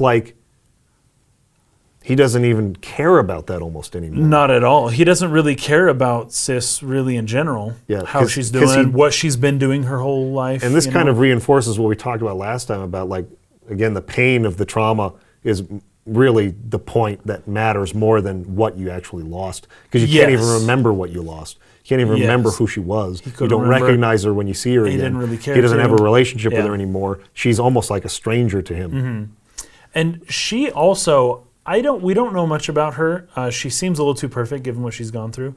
But you look at Squall and you look at what made him so reclusive. Yeah. And it is essentially this girl leaving him who wasn't his real sister. It was somebody who he'd known for I don't know exactly how long, but she left and he had to be brave and suck it up, right? You look at Ellone's freaking life, dude. Her parents died. Then she got abducted to do experiments. Then somebody saved her and gave her to some adoptive parents, to Rain. Then Rain dies and she becomes an orphan again and then gets sent to all these different places. Everywhere she goes, she always has to be the motherly captured figure. again. And then she's running for her life all the time. And then, she gets captured. And now she's in outer space. Like, she's only like 24. Like, why? Her whole life's been absolute on the run, disaster. Yeah. And trying to be protected because of her powers. Like she's still trying to help other people. She's still has herself together a little more. She's not resentful, than you might expect. And then Squall, who lost essentially a very good friend when he was very young, has destroyed his life. It's completely ruined him and changed him into this weird person who, when he finally does have feelings that he has to let out, nobody believes him. Right, I'm talking as the players, the game players. We're like, I don't believe it. That's not who this guy is. But he's still a human. He still experiences this stuff. But we don't even really believe it necessarily because he's so broken as a character. We can't see him ever doing that. And then here's Ellone, who had what you would consider to be a very difficult life, very traumatic childhood. And of course, Squall's still an orphan. I'm not discounting his whole experience. It's just Ellone's was worse. Yeah. And she is a bit older, granted, but her whole situation is just completely different. And Squall just can't handle what Ellone seems to be very, very adept. She seems better at handling, or I don't know. I think you bring up a good point, though. It would have been nice if somehow we could get a little more insight into how she has learned to cope. Yeah. With all the stuff she's been through. There's a lot at the end of this game and that there's a lot because of the way they end it and the way that ending scene goes, that there's a lot of loose ends to tie up, and they just don't really tie most of them up. I just remembered that they had initially planned to have a lot more Laguna sequences in the game. Oh, that's right. Because remember, they had originally, so we probably would have gotten half more of the Ellone. story was supposed to be Laguna and half the story was supposed to be Squall. Yeah. There probably would have been a lot more of that had they not had to cut all that. Because they had originally created an entire overworld map for the Laguna sequences. Yeah. And they had to cut all that out. So maybe there was a plan to do more with Ellone and Laguna in the original story draft, but a lot of it just had to get cut out because the game was too big, too ambitious. Yeah. I think it does kind of show that they had to trim areas because you got a lot of questions. They brought up a lot of stuff, and there's a lot of complexity in this game. Yeah. So, anyways, as you're trying to as you're getting ready to bring her Ellone down to help Rinoa, alarms start going off, and things start going crazy. Oh, by the way, this space station is where Adel is being kept. Yeah, we didn't bring that up. It's like a separate kind of suspended in air, a stasis in space device that keeps her imprisoned. So she's frozen in carbonite. She's frozen in carbonite out in space. But it's floating out, exposed to the elements. It's legit in space. It's not in the ship. It's out. And they mention that the president of Galbadia is himself at this time doing some kind of routine check on that machine that's keeping her in stasis or whatever to make sure everything's running correctly. Right. And he's with two other dudes who they have these conversations with each other that seem a little familiar, right? Yeah, they seem hilarious because that guy's their leader, and the two are just making fun of him. And it's very funny. A very familiar kind of dynamic between these three characters. Absolutely. Right? But that's apparently the president of Galbadia, or not Galbadia, of Esthar. But in any case, he's up there doing this check. But now, if we remember from earlier when we were reading some of the behind, background dialogue in the tutorial menu about the Esthar War and the worldwide radio interference that began 17 years ago, this is the cause. Right. This machine, this apparatus that Adel is being kept in, and that is repressing her magical powers, that is up as some type of satellite in space that orbits the planet, is what's causing the radio interference on the planet. Nice. So it's this whatever this power is that's repressing her magic is also sort of repressing radio waves and things, or messing with them. Fascinating. Right? So that's what's causing this. Now, you remember at the Timber television station, on disc 1, as you're running up the stairs and Squall and Rinoa have that big argument back and forth, there's a big like screen display in the background with a bunch of gibberish on it. Yeah. There's red words. That's a visual representation of the worldwide radio interference. And when that goes away and the broadcast begins, they turn and look at it and it's like, oh, is it actually working? Holy crap, we're live, we're on TV. Right. The gibberish is very hard to see in low resolution. But among the jungled letters are messages. Oh, really? You can read words in them. Do you want to know what they say? Don't think. It says, bring me back there. I'm alive, and I'll never let you forget about me. Oh my gosh. Those words, those phrases are English? on the screen in the I remember background in seeing the that. Timber television station. Hmm. So that worldwide radio interference, there are the thoughts of Adel trapped on the space station, trying desperately to like have someone come rescue her from this stasis apparatus in space. That's crazy. I never noticed that wild. before, and it's really me hard to either. see. You have to strain super hard to like pick out the letters because it's very Do you low think- resolution. I was going to say, do you think that in the original version of the game that was Yeah. there? It's there. Like you have to look at it really hard because there's no spaces or anything. It's just letter back and like there's no, so it's hard to like pick it out. But like Yeah. once you see it, it's like, oh, there's the word bring. Okay. Oh, that is M-E. Oh my gosh, it's bring me back here. I'm alive. All of a sudden you can read it and it's like, I'll never let you forget about me. That's crazy. Holy fetch. That's Adele That is trying wild. to communicate See, through the radio interference. there's so many little things like that about this game. Yeah. That were little details that they thought through that, I just missed a ton of them. And I think most people do miss a ton Yeah. of them. But that they help explain kind of the backstory. This game, I totally believe that this game was too big and they just had to trim stuff out. Well, there's also a style of like world building and storytelling that is kind of common in Kitase-led Final Fantasy games that put a lot of these details in the background in very missable ways. so that people on their 20th playthrough Will can still see it. see stuff like Yes. that. That's kind of just like the way that he does it. Yeah. Right? And there's not so much of that in Final Fantasy 7 or 6, which he directed, right? But FF8 was the first like real. It was the first time he was really in charge. Without it's like, Sakaguchi. This was not a Sakaguchi overlooking project. He was totally in charge of this one. He was totally in charge of FF10. He was totally, well, he was more of a producer on FF13, but it's still a, you know, his branch of the different divisions of Square Enix, right? And so, you know, all of those details that you learn about like Final Fantasy XIII's world and the data logs, very similar to like in the tutorial menu, all of these different things you can read and learn. You only learn about Rain's death by doing that. Right, yeah. Like there's so many details you will miss by not reading that.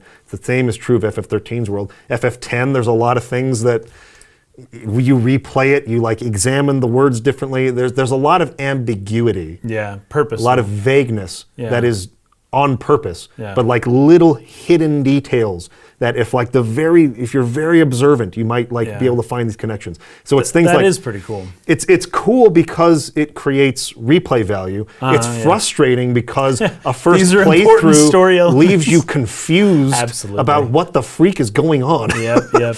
So it's a kind of a dual-edged sword, right? Where I personally fall, I like to have things laid out a little more clearly. Not because I don't like to think about them. This is the fourth 3-hour episode of Final Fantasy VIII. Obviously, I have no problem thinking deeply about the game. We're not going to touch on everything. But just because, like, there's, I don't know. It's just, if you don't get deeply involved with a community of people also doing the same, because you're not going to be able to find all these things yourself. There's a lot of details you'll miss, and it's just you'll feel like you don't have a complete picture of what's going on. That's just a personal preference of mine about style, right? But there are other people who really feel like it brings a lot of value to replaying the game again. You know, there's this kind of this type of thing is in the Kingdom Hearts games as well. Yes. And knowing that Tetsuya Nomura had such a hand in Final Fantasy VIII as well. I mean, it makes sense that, that in fact Kitase maybe is where he even got that from. Yeah. But that's how his games are too, and it does create replay value. It also creates a lot of confusion. Yeah.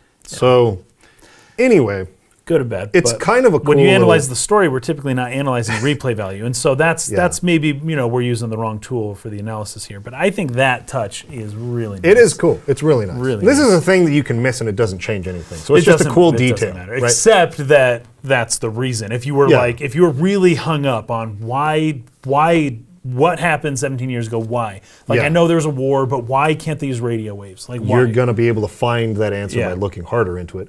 And it's not something that, whether you have this information or not, is going to change your understanding of the plot necessarily. But it's a cool detail. This is the kind of thing that I'm totally okay with hiding in the background. Oh yeah. Not the Not like the fact that not important GFs stuff. Yeah, cause memory what they do loss. with your memories. That should be a little more explicit, Yeah. I feel, in the actual, No, I think so too. anyways. So we're up there, and the craziest thing. So they're doing these routine checks, right? And they're trying. There's two factors to it. You got to do something on the main station, then you have to go into outer space and do something on the device that's keeping her held prisoner, Adel. We're talking about. And so there's like two factors to it, right? But these red lights start going off. Everyone's freaking out. Nobody knows what's going on. And then they kind of shift us to this. It's not a cutscene, but this scene of Rinoa. Just kind of mind controlling the fetch out of everything around her. And she gets out of her pod. She's kind of like drunkenly wandering through in slow motion where they're doing this like double frame thing. Yeah, it's kind of like on her. it's a cool little effect. Yeah, I thought it was kind of cool. And she's killing people, but not you. Like a phasing effect. That's the word I was looking for. Yeah, there you go. Yeah. But if you touch her, she just knocks you back. But I like that. You run up and it's just like, bam, you get slammed away. That You run up, sound, bam, though. you get slammed away. grates your eardrums, yeah. And eventually she kind of just becomes more transparent, and you just kind of walk through her. Like, you can't stop her. You can't do anything. And she goes into the control room, and she does what she wants to do on the computer, and no one can stop her. Then she goes out, gets a spacesuit, gets on outside, and she's right there in front of Sorceress Adel, and she's already undone from the control center, from the space center side. She's already undone the lock from their end, and so all she has to do now is undo the carbonite. It's like a spider web. It's like the stringy kind of stuff. Yes. That she's attached to, but you push a button and it kind of just undoes all of that. Yeah. And so it it's releases that Adel whole system. from the thing. Now the reason Now why she doesn't wake up right away though. She's still there. Yeah, you think about the reason why Ultimecia is doing this, right? Because Ultimecia's taken over Rinoa's body. The ultimate sorceress. It's like, well, she wants to repossess Adel. Yes, She that's doesn't. the real She reason. doesn't want to maintain possession of Rinoa. Right. Rinoa's a little girl who knows no magic, and Oh, yeah. it would take. But Adel could actually cast the spell Yeah. that would start time compression. And Adel has the desire to do it Yes. as well. Yes. So you're not having to fight internally. You can tell as Ultimecia is Well, controlling Rinoa 'cause that Edea- it's not pretty. It's not a clean control. Like, Yeah. Rinoa can't Is resisting- do everything that Ultimecia wants her and to do. Edea resisted Yeah. Ultimecia's influence. I mean, as much as she was a villain early in the game and stuff like that, she was trying her hardest to resist Ultimecia's influence. Adel would not do that. No, Adel would embrace it. Yes. And end of the world times.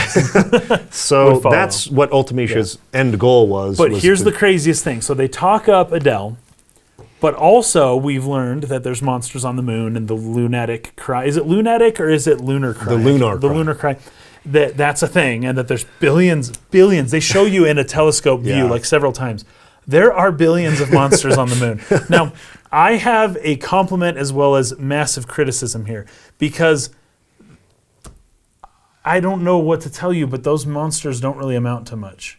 You see a mass of millions, hundreds of millions of monsters flowing into the planet, and I'm thinking that planet is done for. And as soon as we go back, there's going to be pools of monsters, nothing but monsters everywhere. Everywhere. Because that is massive. Yes. The one change that does happen in game is that in the city of Esthar beforehand, you don't encounter monsters randomly. Right. But after you return, Now there are monsters all over the monsters. city, and people are like, "Holy crap! There's so many of them!" And That's what the people say. but you don't really see the don't. impact of it. But right? here's my compliment, though. They built up stakes like crazy there. Yeah. And it's partly because you didn't know what was possible. So they slowly fed you this information. You know, first you have Edea, but there's another sorceress. It's Adel. She was way worse. She was like... But they were able to imprison her. And you through dialogue with talking with the other characters in the game and the NPCs and stuff, you can hear people saying, "Oh man, if Adel ever got out, that's it. Like we're done. Like if Adel ever gets out, this whole planet's done for." Like that's how people are talking leading up to this. Then the Lunar Cry. Oh, it destroyed Centra. This is a crazy mess. This is the worst thing that can happen. It's this billion. I'm saying, and billions is not an underestimate. It's almost like the wave Billions of of monsters were also meant to carry Adel's stasis thing back to the planet. Yes, too. it was all coordinated. Right. Yeah, because that's what people are saying. How could Adel get let loose and the Lunar Cry happen at the same time? Yeah. It's almost as if someone planned this. That's Yes. kind of what That's people are talking about. Ultimecia set the whole thing up. And Ellone is in the place, and it's all and Rinoa, everything all came together at this specific time, at the specific place, all at the almost as if it was planned, right? Couldn't have been planned any better. So, but the stakes are so fetching high because you believe that moon, the moon teardrop of 1 billion monsters, is literally it's a Death Star. It's just like a laser going down towards the Earth. It is going to just annihilate all life, right? And on top of that, here's Adel.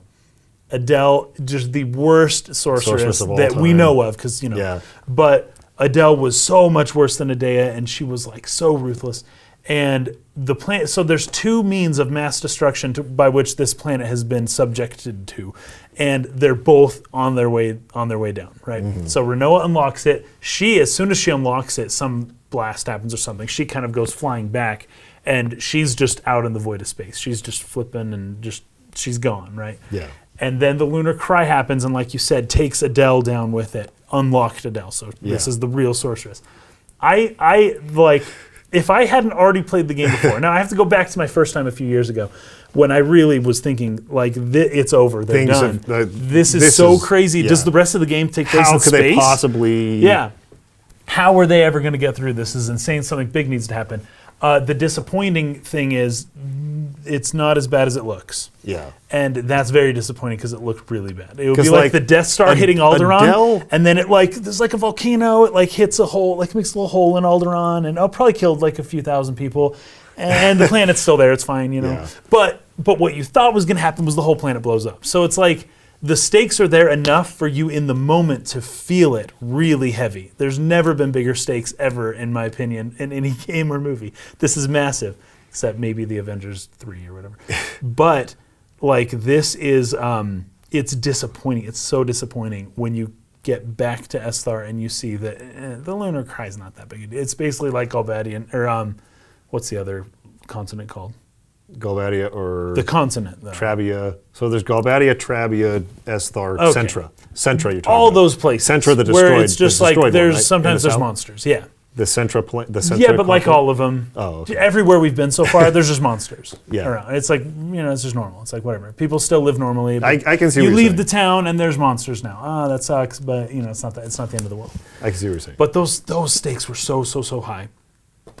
I've said about all I need to say there. So, yeah, because you're right, because Adel even, like, goes into the Lunatic Pandora, and she isn't, like, quite awake yet. No. It's like there's still a process of awakening that's happening. The carbonite, what do they It's call not it? fully, Sickness? she's not carbonite sickness. The something sickness. What do they call it? Carbonite poisoning, or I can't remember. We'll call it that. Yeah. Hibernation sickness. Hibernation sickness, that's the one. That's what Adel has. Adel isn't quite warmed up yet. She's not Yes. back to 100%. And Ultimecia doesn't seem to completely have taken over Adel yet at the time. Right. Adel's still kind of left to her own devices at this point. Right. Yeah. So anyways, there's still time left when you get back to try to formulate a plan. Yes. Right. Whereas you did not think that was would going to be be the the case.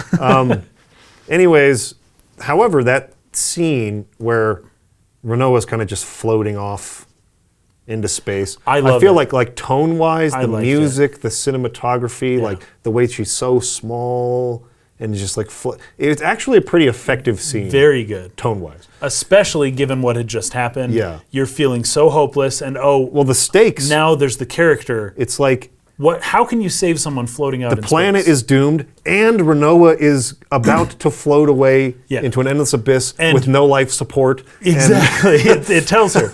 And Squall has nothing, all he cares about is Rinoa. So not only are you seeing that everything's just gone to crap, but now the one thing Squall cares about is also just floating out in space, and he's probably never going to get it back, right? Yeah.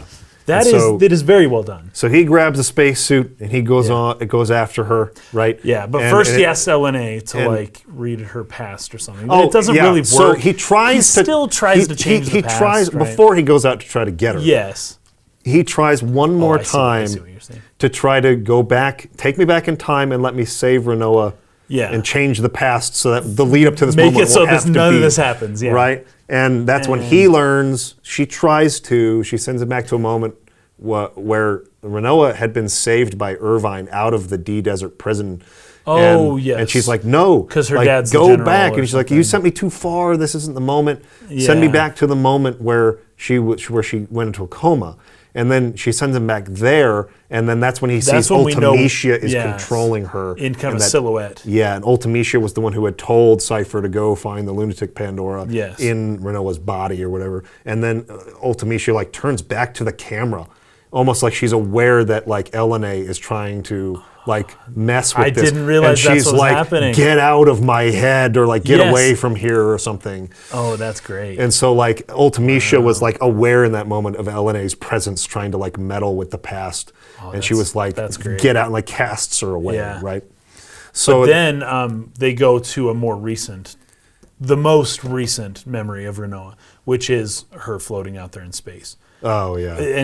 So Squall gets to kind of see that, and he gets to see her last moment when she thinks she's going to die, and she's basically calling out for him. She's saying, "Squall, come help me! Like, this is it. It's over." And so then he grabs a spacesuit. He goes after her, and that's almost just like a desperation move. There's no way he's going to be able to get No. back.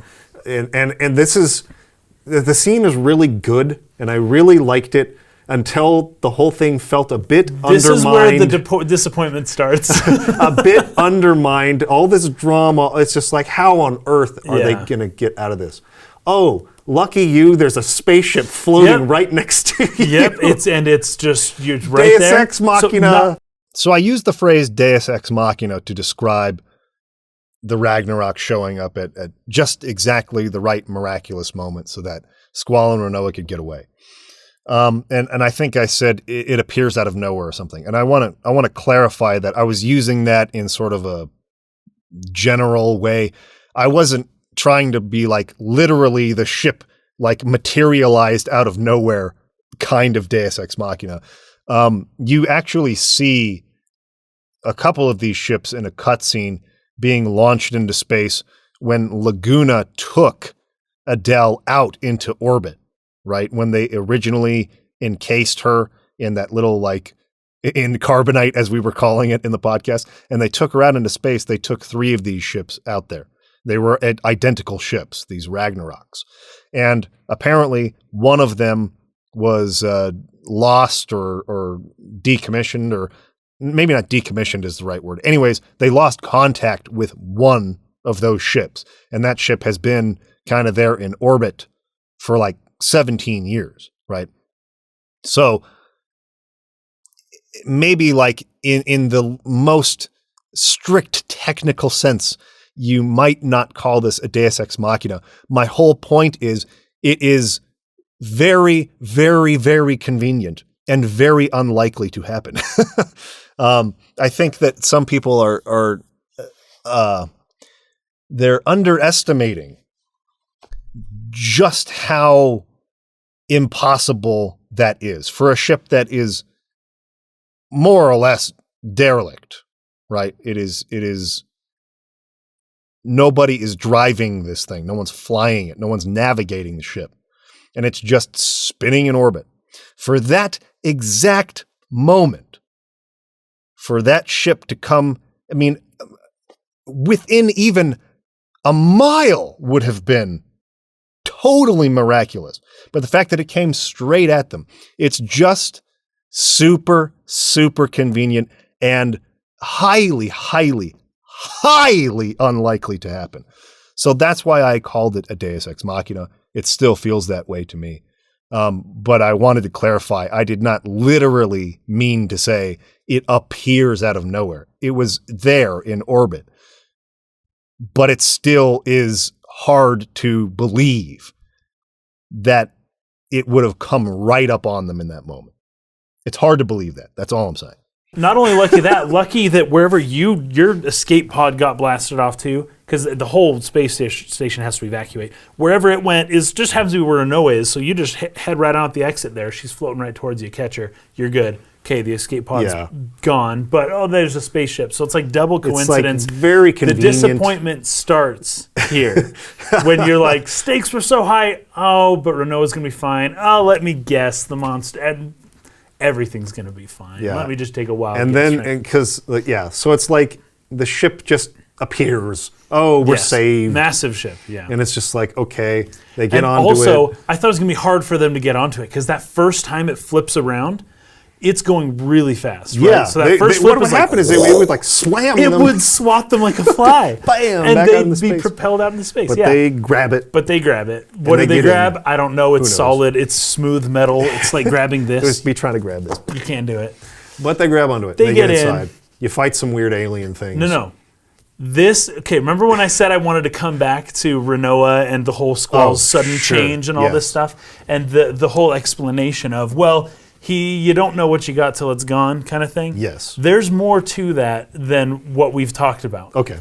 Because Rinoa's awake now. She's Rinoa. She's her.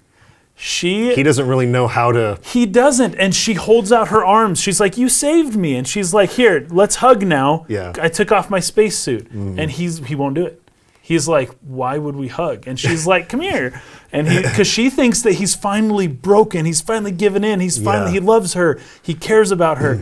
And as soon as she's awake, as soon as she's conscious and no longer in imminent danger, he's like, okay, Rinoa's fine. Okay, now let's worry about everything else. And she's like, what? Like, he would have given anything to hear her talk. But once he hears her talk, he completely forgets what it's like for her to not talk. Yeah. As soon as she's looking at him, he forgets what it was like when she didn't look at him. Yeah. Like, it completely leaves his mind. So I think there is something more to that, because I started to realize, like, Squall, and maybe it just is worse because of this, but as soon as he has her, he just completely starts going back to his normal self. So what? Let me, because I might have a counterpoint to this. But you're trying to say that you found this to be an unconvincing writing choice, or I think it fits his character very well. Okay. What I'm saying is, it's anticlimactic. This is a massive character flaw in Squall. Oh, sure. Squall. This is like with Big Sis, where once he gets her back, it's like, well, no, I just mostly didn't want to lose her. I don't really want her back. I just didn't want. It's a self-centered thing. It's not, and so I'm not being critical of the game necessarily. Okay. I'm talking about. In fact, I think it's a pretty good part of the game because it shows that his character is consistent. A convincing character choice, but a flaw of the character. It's a point, yes, and it's a point towards the "you don't know what you got till it's gone" argument that you brought up earlier. That most people seem to kind of feel it with Squall, Yes. who agree with Squall. The other Sure. ones just don't think he's doing anything correctly. But this shows that once she's finally okay, he immediately reverts back to his weird self. Like he found her annoying, right? But it was an endearing annoying, and he doesn't want her. How would I put this? He doesn't want her to stop being annoying, and he's not going to stop being annoyed with her. But he wants to be annoyed by her. Does that make sense? Sure. So when he missed her being annoying, it's not like now that she's back, he doesn't find her annoying anymore. He still finds her annoying. In fact, he finds her very difficult to deal with. especially as they go into the cockpit later on. I am on the same page with you. Like, I know where you're going. Yes. I'm foreseeing the audience misunderstanding you.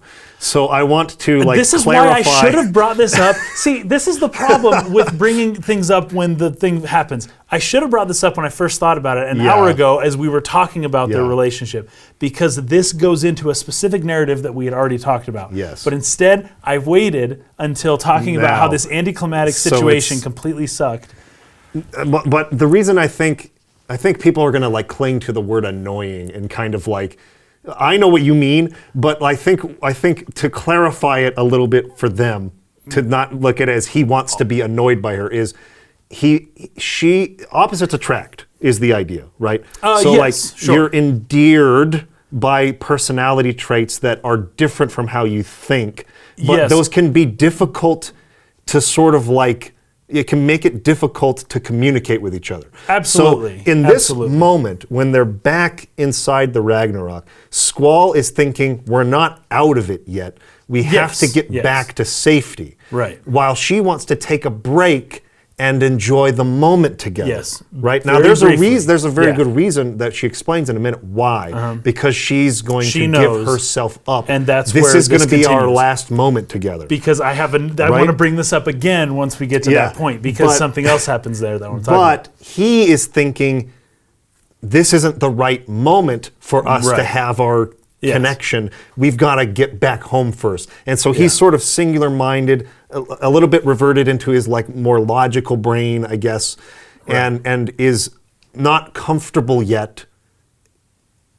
I mean, he was sharing his inner feelings with her when she was in a coma. Yes. But he's not necessarily sure how to do that with a living, breathing person. That is exactly what I'm talking about. Yes. That is exactly what I'm talking about. So he's because living, breathing people can annoy you. Yes. They can talk back to you. Or they can have their own thoughts or and they can desires. think that your pain or trauma is silly, or that it's stupid, or shame you for it. Or there's all these reasons why you feel reticent to share or let people into your heart. Right? Yes. So it's a lot easier to talk to her, and you have these feelings for her that you want to say when you know she can't really hear or respond. But when she's standing there, you finally got what you wanted. He doesn't know how. He doesn't know what to do. He doesn't know how to communicate with her. And her form of communication is so alien to his way of thinking that it's I don't know what to do, and I don't have time for this right now. We should be doing this. And it makes it awkward He was carrying her on his back from place to place. He was holding her in the spacesuit, right? Yeah. But as soon as they get to the spaceship, and this is not a criticism of the game. Yes. I am simply analyzing the character Squall and how he is and what he does. And I am not sure if I like it or not. I guess that's why it's I'm not pointing out a criticism or a compliment. I'm just saying this is what it is. Of the game or the storytelling, but you don't know if you like him. I don't know because of this. And I don't know if this was the best. I feel like he should have had a change at some point instead of going right back to his old self. I don't like that as soon as she's there in the spaceship that he reverts right back to how he was, where it's okay, you can go now. I see where you're coming from. Yeah. And this I don't know. Maybe I like it, maybe I don't. Kind of goes back to what I was talking about a couple episodes ago, I think. It might have been the last one, where I said there are a lot of people who, when they initially meet me, they don't like me or they think I'm a jerk or whatever. Right. So I really like that he does this because it's just so real. It's exactly what I would have done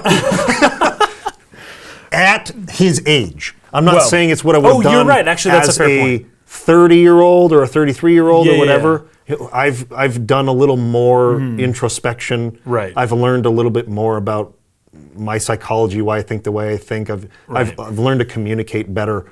But as a 17-year-old kid, I was terrible in situations like that. That's almost exactly how I would have responded in that situation. It's very, very true to the personality type. I'll put it that way, which is why I like the choice. But it is frustrating for people of Rinoa's personality type to be you finally opened up, let's do this. Right. And he's like, no, again. Still like, no. Very frustrating Yeah. thing. But if we can go to the next part. Yes, so then And they get in this the is cockpit. also They're fascinating. on their way back to the planet. They get in touch with Yeah. the home base or whatever. And you know what's And- crazy? I just can't hammer this home enough.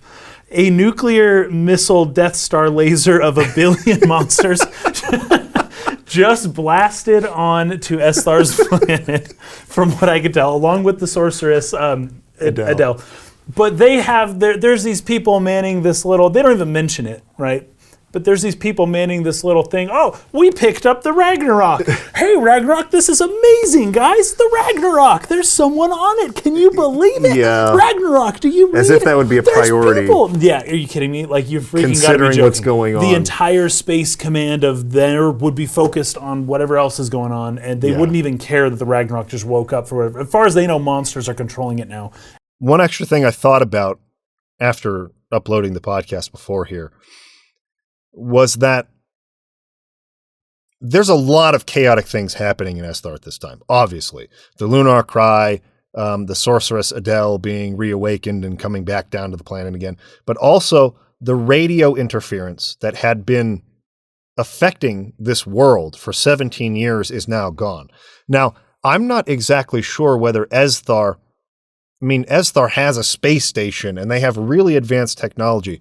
So I'm not sure whether or not they had a means all this time to cut through radio interference or not. Maybe they did, and so maybe this is a non-point that I'm about to make. But I did think that perhaps the fact that there's no more radio interference and they can have radio contact for the first time in 17 years is partly like adding to this confusion, where a guy notices they can make radio contact. Holy crap. The radio interference is gone, and we can make contact with this ship that's been out in space for 17 years that we've had no contact with, right? For the first time in forever. This is crazy. All while all these other things are happening. And the mixture of all this chaos could lead to maybe this radio operator or something not necessarily knowing which thing falls within the protocol of priority. But at the same time, it's like if they didn't have, or if radio interference didn't affect Esthar the same way as it affected the rest of the world, right? If Esthar had the technology to cut through the radio interference, which is what I would assume would be true if they have a guy sitting in some kind of radio tower station or something who is actually there to make contact with Squall. I mean, if radio interference had been affecting Esthar, I would assume that they wouldn't even have people manning that station to make that call. So, I don't know. It's hard to say. If anybody else has info on whether or not Esthar had the technology to cut through radio interference all this time, that would clarify the point. But it still seems like a little out of whack for them to be like focusing on talking to Squall and the Ragnarok rather than on the incredibly urgent problem of billions of monsters just landing on their continent from the moon and the fact that the sorceress is back. So, I don't know. Just a thought that I had, but I don't know whether or not it really fixes the issues that we had either. And are flying back down. You know what's funny about that too? And they don't even mention it. They don't even say, hey, things are crazy. They don't even say it. You know what adds to this too is that I was trying to think of any reason why the Ragnarok being there as a Deus Ex Machina could be explained well. Yeah. I was like, maybe that ship was docked at the space station, and so when it was destroyed, it was kind of floating, and then they just happened to be on there. Maybe So it it would have been wasn't- better had they seen that ship. It had been out of commission for docked, 17 years. But that's what destroyed it, is like Yes. in this conversation, he's like, oh, that ship's been missing for 17 years in space. It's been floating, assuming that their world works how ours, around the entire Earth Yeah. for 17 years. And they boom, decide they caught it. they decide to pick up that transmission and talk to them.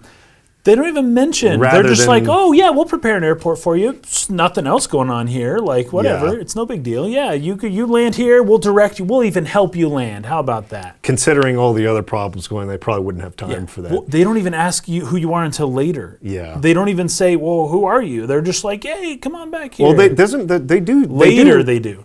After you're already after the- landing, then they no, say, no, no. what are your names, right? Don't they Okay. say that I'm Squall and I have Rinoa with me? They're That's- like, Rinoa's with you? But that's after they've already set in the coordinates, the autopilot to come land. Then the people beam back in, and that's after they're having their moment or whatever. After they have their little moment where, So they have a conversation, he disconnects, they have their moment, then there's another transmission. Then they keep beaming back in. By the way, state your Okay. names, Squall and Rinoa. Okay. Rinoa? The sorceress? Okay, you're right. Yeah, you're right. And then that's where it's like different, right? And Squall doesn't respond. He's like, Squall, respond. Do you have the sorceress? She'll be detained immediately upon arrival. Yeah. So, anyways, that moment though, so this is fascinating because they're in the cockpit, coordinates typed in, autopilot landing, done. Right, Now you're just chilling. Oh, we got to turn off the gravity so that things can be romantic, not to save power. And so, boom, Rinoa just falls right in Squall's lap. Everything's good, hands-free. They're going to where they need to go. Don't need to do anything. Squall won't. He wants Rinoa to get off of his lap. He's like, go stop, sit over go there. away, sit in your own chair. And she's like, no, I don't want to. Now, she kind of likes this because she finally got, like you mentioned in our last show, a door, a slight crack in the door that she can work at opening at some point, whereas he had not shown her that Becomes before. like that her mission in point. life. Yes, but he had not shown that before. But now she just loves it, where he's like, go sit in the other seat. And she loves being a bother to his stoic ways. Stubborn right? stoicness, She yeah. loves, and that's part of what I mean by annoying, but still. Squall often, as he was like lamenting her when she wasn't there, I swear he said something along the lines of, why can't you, tease me or bug me like you used to, or something like that. Oh, right, That's, yeah. That's more what I was referring to when I said Yes, annoying. yes, that's true. But in this moment, he is, and the music comes on. They start Eyes on playing Me. the song with the voice. They shouldn't. The voice goes great at the end of the game. It does not go as well at this point. I vocal agree, track. and I agree with that just in a general sense, even like with Yeah. movies and stuff. It would be like any of those songs they play at the end of like in the Lord of the Rings credits. Yes. If they'd played those somewhere like through the course of the movie, Where you're listening to with- the words. with the actual, especially during a scene of dialogue where characters are Yes, talking where they're to each talking. other. That I found quite You difficult. generally don't have a track like a music track with a voice during a sequence of dialogue. There's usually saved for montages or credits sequences or something like that where characters aren't talking, because especially for sound mixing, it can be very tricky to like have the dialogue be clear Yes. when you have a voice singing in a track underneath them. Yeah. Now here they're not speaking out loud, there's no voice acting, so you're reading So it. I think they gave But- themselves a pass, but when I was Perhaps they streaming shouldn't it, there were some other people in the stream who felt similarly, like, oh, I don't like the vocal version of Eyes on Me being what they chose here. for this point, yes. Yeah. Like I for would that rather have this be an moment. instrumental I would too. version of the theme That was and then me. play Eyes on Me as the credits song Yes. at the end. Yeah. Whatever. It was a big deal to me because the moment, that is the that is like the moment of the game, right? Yeah. After For playing the love whole story, game, yeah. where it's like this is where their relationship culminates to the point where you don't really get this kind of intimacy at any other point in the whole game. This is it. And that song basically ruins the whole. For you. Yeah. Because, well, for many reasons. But anyways, the words, I just would much have preferred maybe just a piano or just an instrumental version. But that's not even what I want to talk about here. Because Squall is resisting her until what point does he get out of his chair and go kneel down next to her? Oh, it's when she told him, hey, by the way, they're gonna not let me. Yeah. And all of a sudden, so she finally got back in her own chair, and that's when she decides This is to tell our him. last moment together. And so he unbuckles his seatbelt. She was telling her, put on your seatbelt. Go sit in the Yeah. chair and put on your seatbelt. She's like, I don't have to. I'll just hold on to you, Mm-hmm. As soon as she says, by the way, they're putting me in prison and I don't know when I'm ever going to get out, He unbuckles his seatbelt, gets out, kneels down. I don't know how you kneel in zero gravity, but he kneels down right next to her, and he is all focused on her, like 100% paying attention, and she's still a living, talking, breathing human. Yes. But The the threat of situation losing her has again. changed, that now at least he knows, I only got a few minutes, right? Mm-hmm. And then this is over. Yet even still, once they land, she's like, hey, I got to go be in prison now. And Squall's like, yeah, I guess you got to. He lets See her, ya. lets her go. And I get why, because it's like, yeah, what if the sorceress takes her over again and no one and everyone's like being bing, bing, bing, blasted off of her body? What if that happens again? Okay, I don't know, but sorceress Adel's here, so probably not, but maybe, yeah. But he's like, yeah, you should probably go be in prison for a while. And it's probably the right decision given all the information that you have. Of course, in Final Fantasy VIII, the truly right decision to make at any given moment is not the right decision. You always go with your feelings and your gut and your heart. You never go with your brain, because the zero, or what, the 1 in a million thing will be what happens. So, but that means if you're going with the 1 in a million, that means you did not go with the 99.99999%, which was she going to get taken over again, get her somewhere where she can't hurt people. Anyways, Squall makes the right decision, but it's funny that he does that here, because he was willing to break all the rules for her before. He was willing to take hostages and, he's not, what's the saying? Like, I'm not taking notes and I'm not taking hostages, whatever. Anyway, so he basically goes in. The idiom. Yeah, I can't remember what it is though. Anyways. Okay, so, but he just kind of like gives up once he knows that she's going to go, and that's that. He gives up pretty easily. He's not willing to break rules anymore. Well, I think part of it is that he's back. She's doing it reframed. willingly. Yeah, she said, "Hey, I got to do this." Yeah, And he's like, he was trying to like say, "Hey, is there some other way or something like that?" And she was like, Yeah. like no, it's."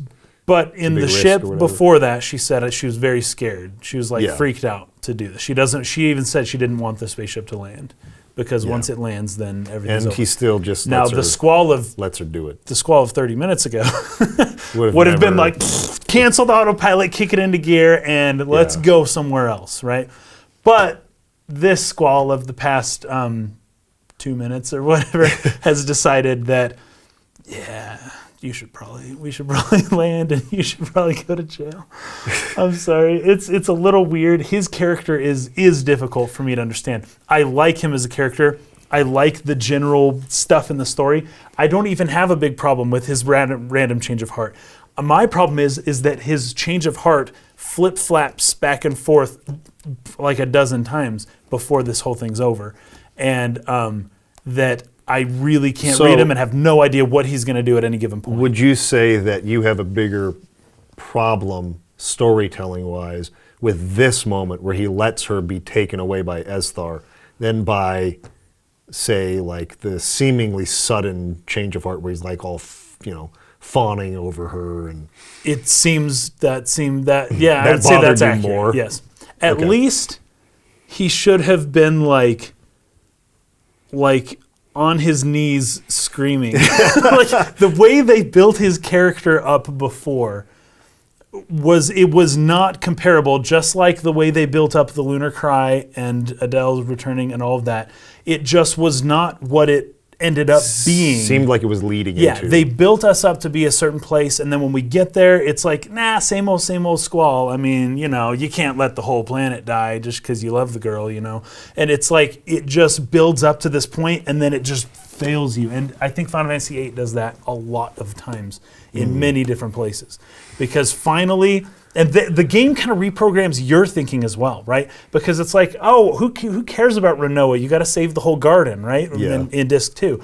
Well, after a while, at some point, the game does condition you to be like, hey, saving Rinoa is really important. Yeah.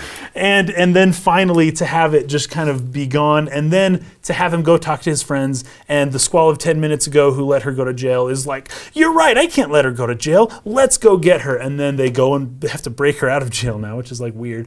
But they're able to do it, and it's like almost a minute too late, but then they're able to do it, and let's devise a plan using this thing to get Adel in. I'm getting a little ahead of myself here, but I'm just saying that Squall's character I flip-flopping. found believable in the first 2 discs and even the beginning of disc 3, much more than I found him to be believable throughout the rest of disc 3. Because of the wild, very quick flip-flopping of back and forth. We don't even read his thoughts that much after Rinoa comes back to life, basically. We don't get to see those thoughts of him as much, except for maybe when she's going to prison or something like that. And he's like, dang it, she's gone now. What am I going to do? Which, once again, is just his character flaw, but it's a very difficult one for me, specifically. I guess... once something's gone, you want it more than you've ever wanted anything in your life. Like, you don't just miss it because it's gone. It's like, okay, you can go to jail. The second she's in jail, where's the gun? We're breaking her out. So here's the way that I saw it, and I can't draw upon any specific line of dialogue to give. I wish I could, but I didn't anticipate that this would be something we would talk about. So this is kind of cool. But I guess the way that I see that is that his like super hardcore desperation and like being willing to go through any length to save her was all during a coma state. So she couldn't give any input on any of it. To say what she wanted. In this moment, she more or less convinces him that this is the right thing to do, despite the fact that she's scared. Right. I could also see that his wild swing of emotional volatility leading to this point of exhaustion, where it's like, I finally got her back, everything's going to be okay, but then this other wrench in the thing, like, because sometimes, for me at least, like, when I've been through kind of a roller coaster of emotions, when something else comes up that would normally make me anxious or worried, I kind of just don't have the mental energy anymore. And it's kind of just like I have to just ignore it or just walk away from it for a minute to really like process. Right. Oh, wait a second. I should probably do something about that. Like that is normal. That happens. And so I guess the way I see this is he built up to this moment, he saved her, but then her input as being an autonomous person with freedom, right, with agency, said this is what needs to be done, and gave an actually pretty rational reason why. And he was convinced by that. It seems that was the case. But then realized how stupid it is when Quistis and Zell were like, what the freak did you go through all that for then? And he's like, okay. I hadn't thought about that. You're right. Well, it's not that he hadn't thought about it. It's that he almost hadn't had time to think about it. Because fair enough. Because like he walks out. I mean, because it all unwinds, and like you said, like billions of monsters have just been launched on the planet. But apparently everything's fine. And he went out into space to save her, and it's just like this roller coaster of stuff. It's like a lot to process. And then she's telling you this is the right thing to do, and like, what are you going to do? Like, well, I guess in his mind as a young person, take her against her will, take her hostage, and it wouldn't have been against her will, and he doesn't realize this. Well, I think I mentioned this before, but it's not so much that point, because that point is when that happens, sure, but what I'm talking about is once he hears that the sorceress will be detained immediately upon entry. Oh, just when I talked taking about the ship. canceling the autopilot, like it's, at that moment when they've landed and the people are there, it's difficult to let her or to fight against what she's telling you is the right thing to do or whatever. Yeah.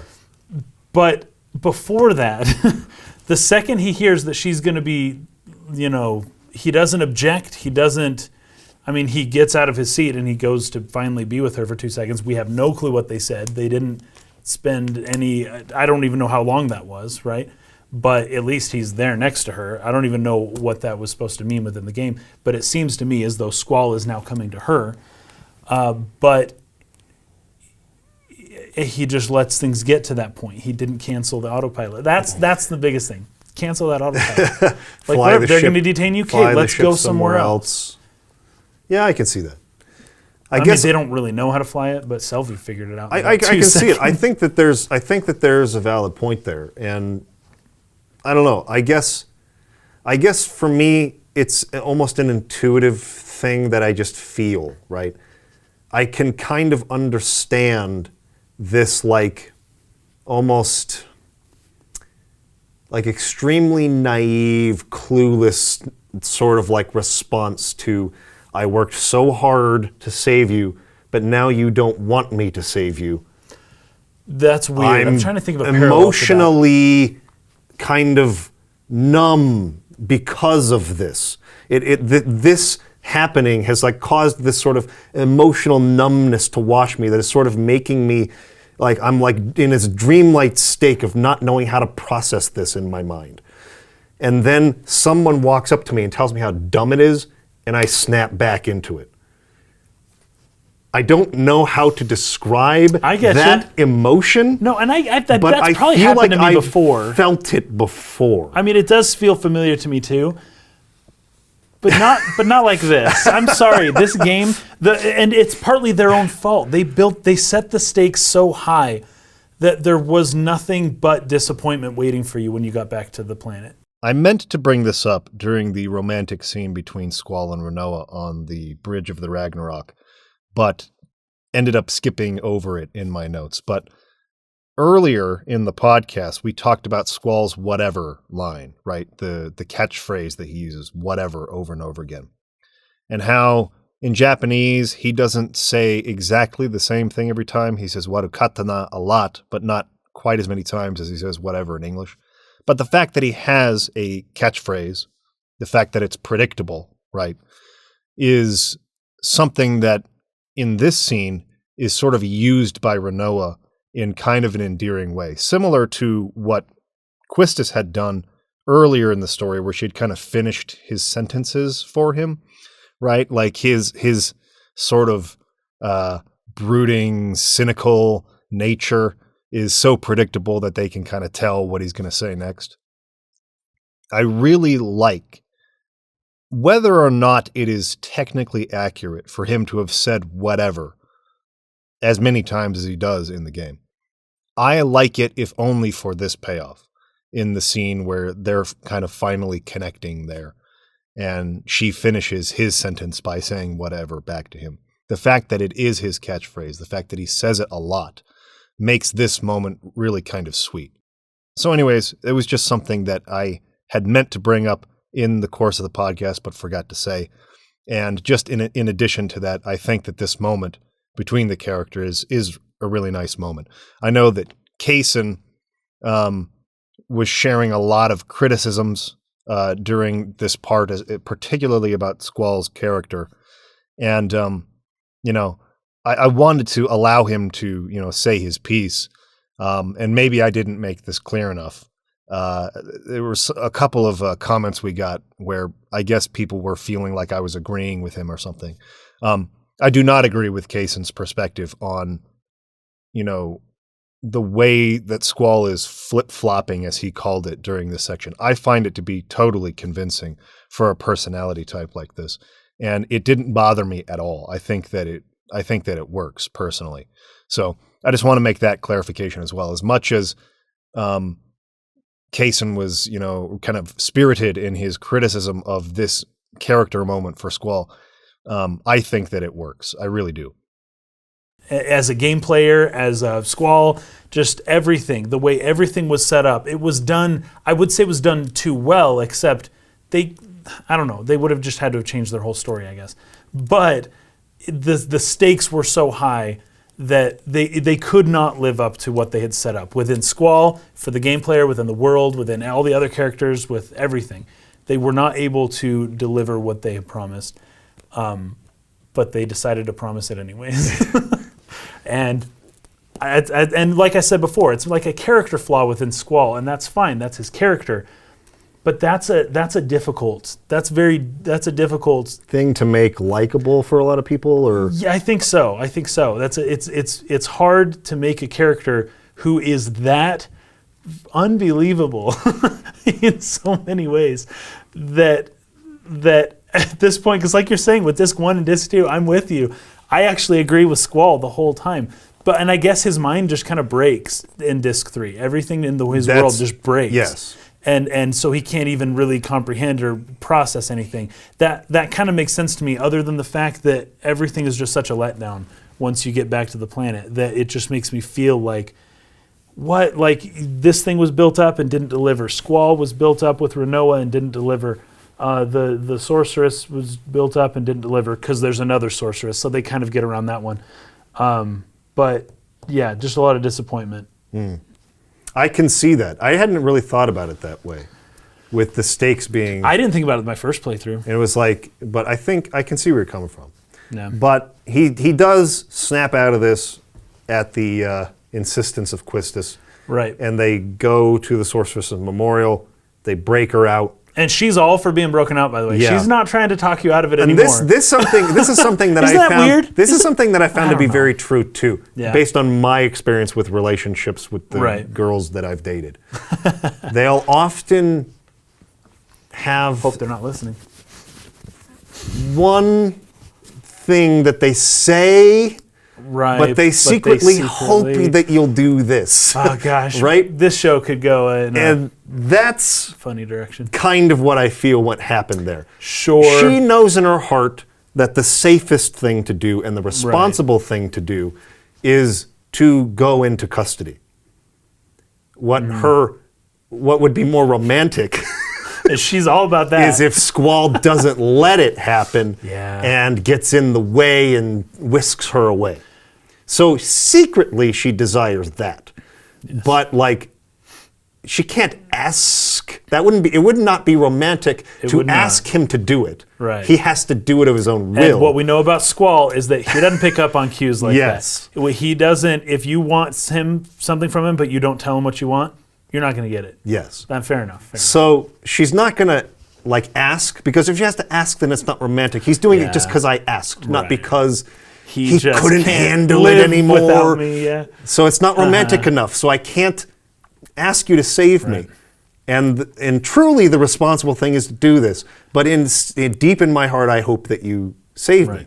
So when he actually shows up, it's like the fulfillment of a fantasy and a dream. Her fantasy. And she falls into his arms, and They both are so unhealthy. And then they're leaving, and a bunch of Esthar soldiers are there. But then Ward shows up. I don't think you know it's him Yes, you yet. don't know it's him yet, but he's freaking huge, and you can kind of guess. He's like the only big guy you've seen the whole game. the whole game. And he shows up, and he's like, "Okay, let him go." Yeah. So then you go back to Esthar. And this is where you're going to meet with the president of Esthar finally. Yeah. So, got a lot of comments of people saying, "Oh, you skipped over the flower scene. You didn't talk about it. What's going on?" We didn't skip it. We were saving it for the next episode because we came up on a time limit on this. I was not necessarily like super on my game when we recorded this podcast. There was a lot of things where I'd have to stop for a second and go, "Oh, I don't remember the timeline here. I don't remember what happened next. Right? Is that really what they said?" And so we'd have to pause and like pull up clips to watch and like clarify. So we have a really hard time limit on recording for these podcasts. Right at 2 hours and 50 minutes, our cards all fill up, and we can't record past that 2 hour, 50-minute mark. So even though this episode got trimmed down to like 2 hours and 20 minutes or something like that, there was about 30 minutes of dead footage of us just like trying to like look up, research, like make sure we're getting things right. So in any case, we didn't have the time to spend on the flower scene that I need to get through everything I want to say about it, because this is going to cycle around to some of the things that I criticized with the opening FMV sequence, because it's the same dialogue in the same scene that they're referencing in that opening FMV. So that being said, we're definitely going to spend a substantial portion of the next episode talking about that flower scene. We're not skipping over it. It's just that we didn't have time in this episode to get to it. So don't worry about that. We'll get there. And the big reveal. Oh my gosh, Laguna's the president of Can't Esthar. believe it. There is no freaking way that is true. Like that, knowing Laguna's character, So there is no way. And he explains how it happened. And I get Kind it. of. It was basically a bumbling, the position Well, fell his into his whole lap. life has Yeah. been that. His whole life has been a sequence of coincidences and just events. He's just like a lucky person. Right. And there are some people that just they seem to be lucky like that. Some people they are just like happen that. to be in the right place at the right time all the time, even though they're not necessarily very forward thinking or logical. They don't plan a lot. They kind of just like do things off, the cuff, and just kind of they're reactionary types more than they are progressive necessarily. Right. He just happens to always things just kind of work out for him.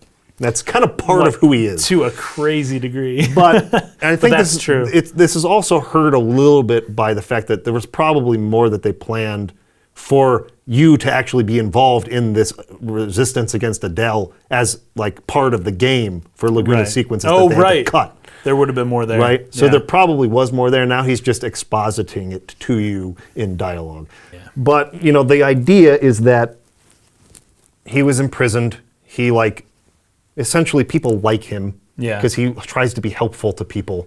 So he helped that Moomba escape and helped the prisoner he was with. And these guys, put in the word with the resistance because they're part of the resistance. So that's how he gets a meet, with the leaders, and then they plan together. And so then, and they all just kind of liked him. He's a good guy. And he came up with the plan to capture Adel, right? Right. So he basically lured her into that place with promises that Ellone was there. Yes. And then knew if he tricked mentioned her Ellone, into that. pushed her into so it, yeah. the fact that all played into, he was basically the spearhead of the resistance that ended Adel's rule, led to people calling for him to be their next leader. Kind of makes sense. Not even democratic election kind of wise, because he's been the president since that happened. Yes. So they don't have they're gonna wait till There's no he dies. term limits, He's basically I guess. a king. Yeah. He just stays and he even says I probably shouldn't have done this. I probably should have Right. gone back and been with Rain. And He kind of wanted but he to, yeah. felt compelled to stay. Felt like these people were counting on him, whatever it might be, but sent Ellone back. And anyways, he feels very regretful about that choice all these years later. But he's the president of Esthar.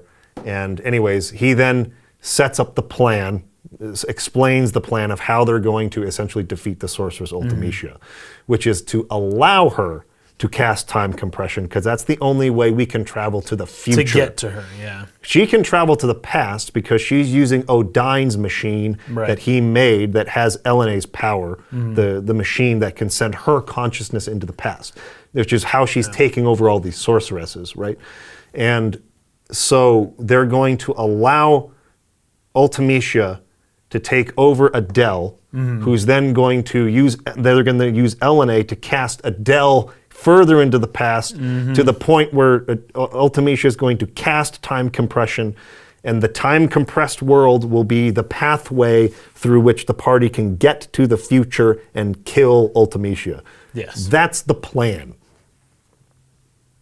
If that makes sense, I don't know. It made sense more this playthrough than it did the first time I played the game. That's for dang but sure. that's the plan, right?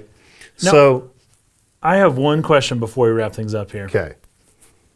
In the remastered version of this game, is Adel a male or female? Well, she looks like a male, but she is a female.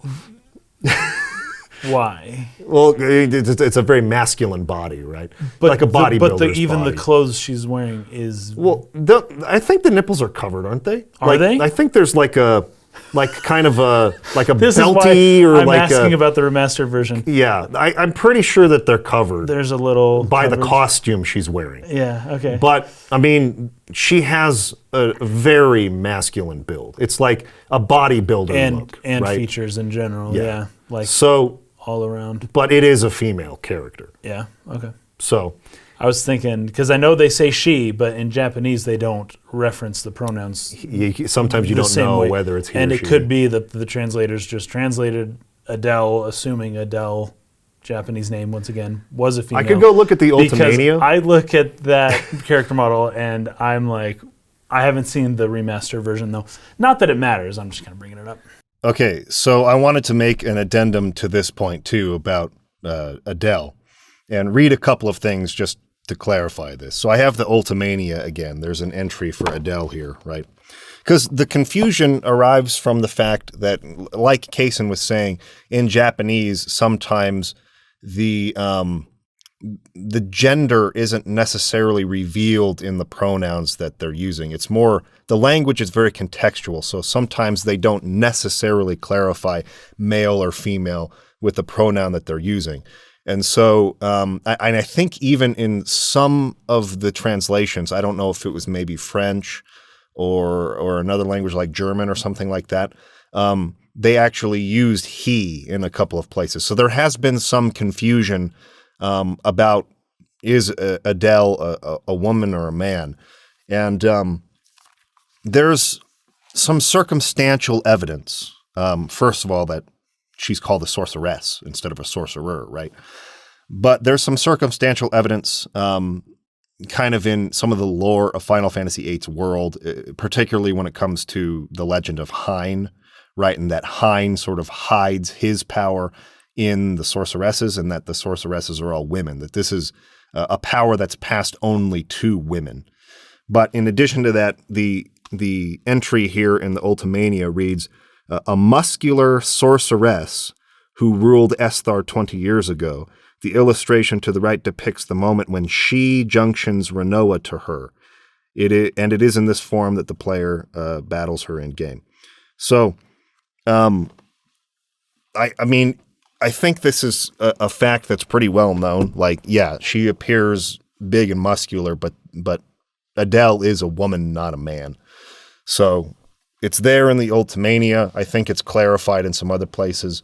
Even like the wiki online says Adel has a well-built torso and red hair that is tied in a long plait. Her skin is white and her eyes are crimson. She wears a headpiece, a black skirt with a frock, armbands, and body armor.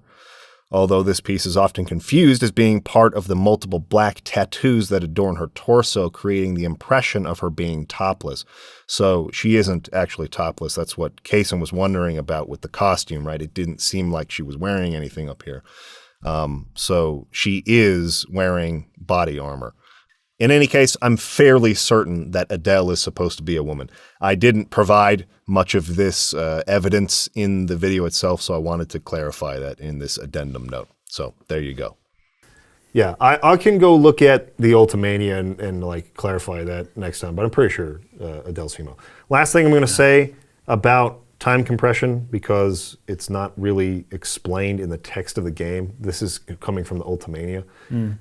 Ultimicia's plan is that after time compression is achieved, it's a place that only she will be able to exist, and that she'll then be able to kind of remake the world as she sees fit. Yeah. This is her trying to escape her fate of being killed by Seed. Yes, because Right? she has tried for a long time To and change the Seed past. continues to show up and mess up her plans. So her idea is, I'm going to go back in time and cast time compression, Right. which is going to Get like rid of essentially everything. erase this timeline, Right. and I'll create a new one where I can escape into it. So even Ultimecia is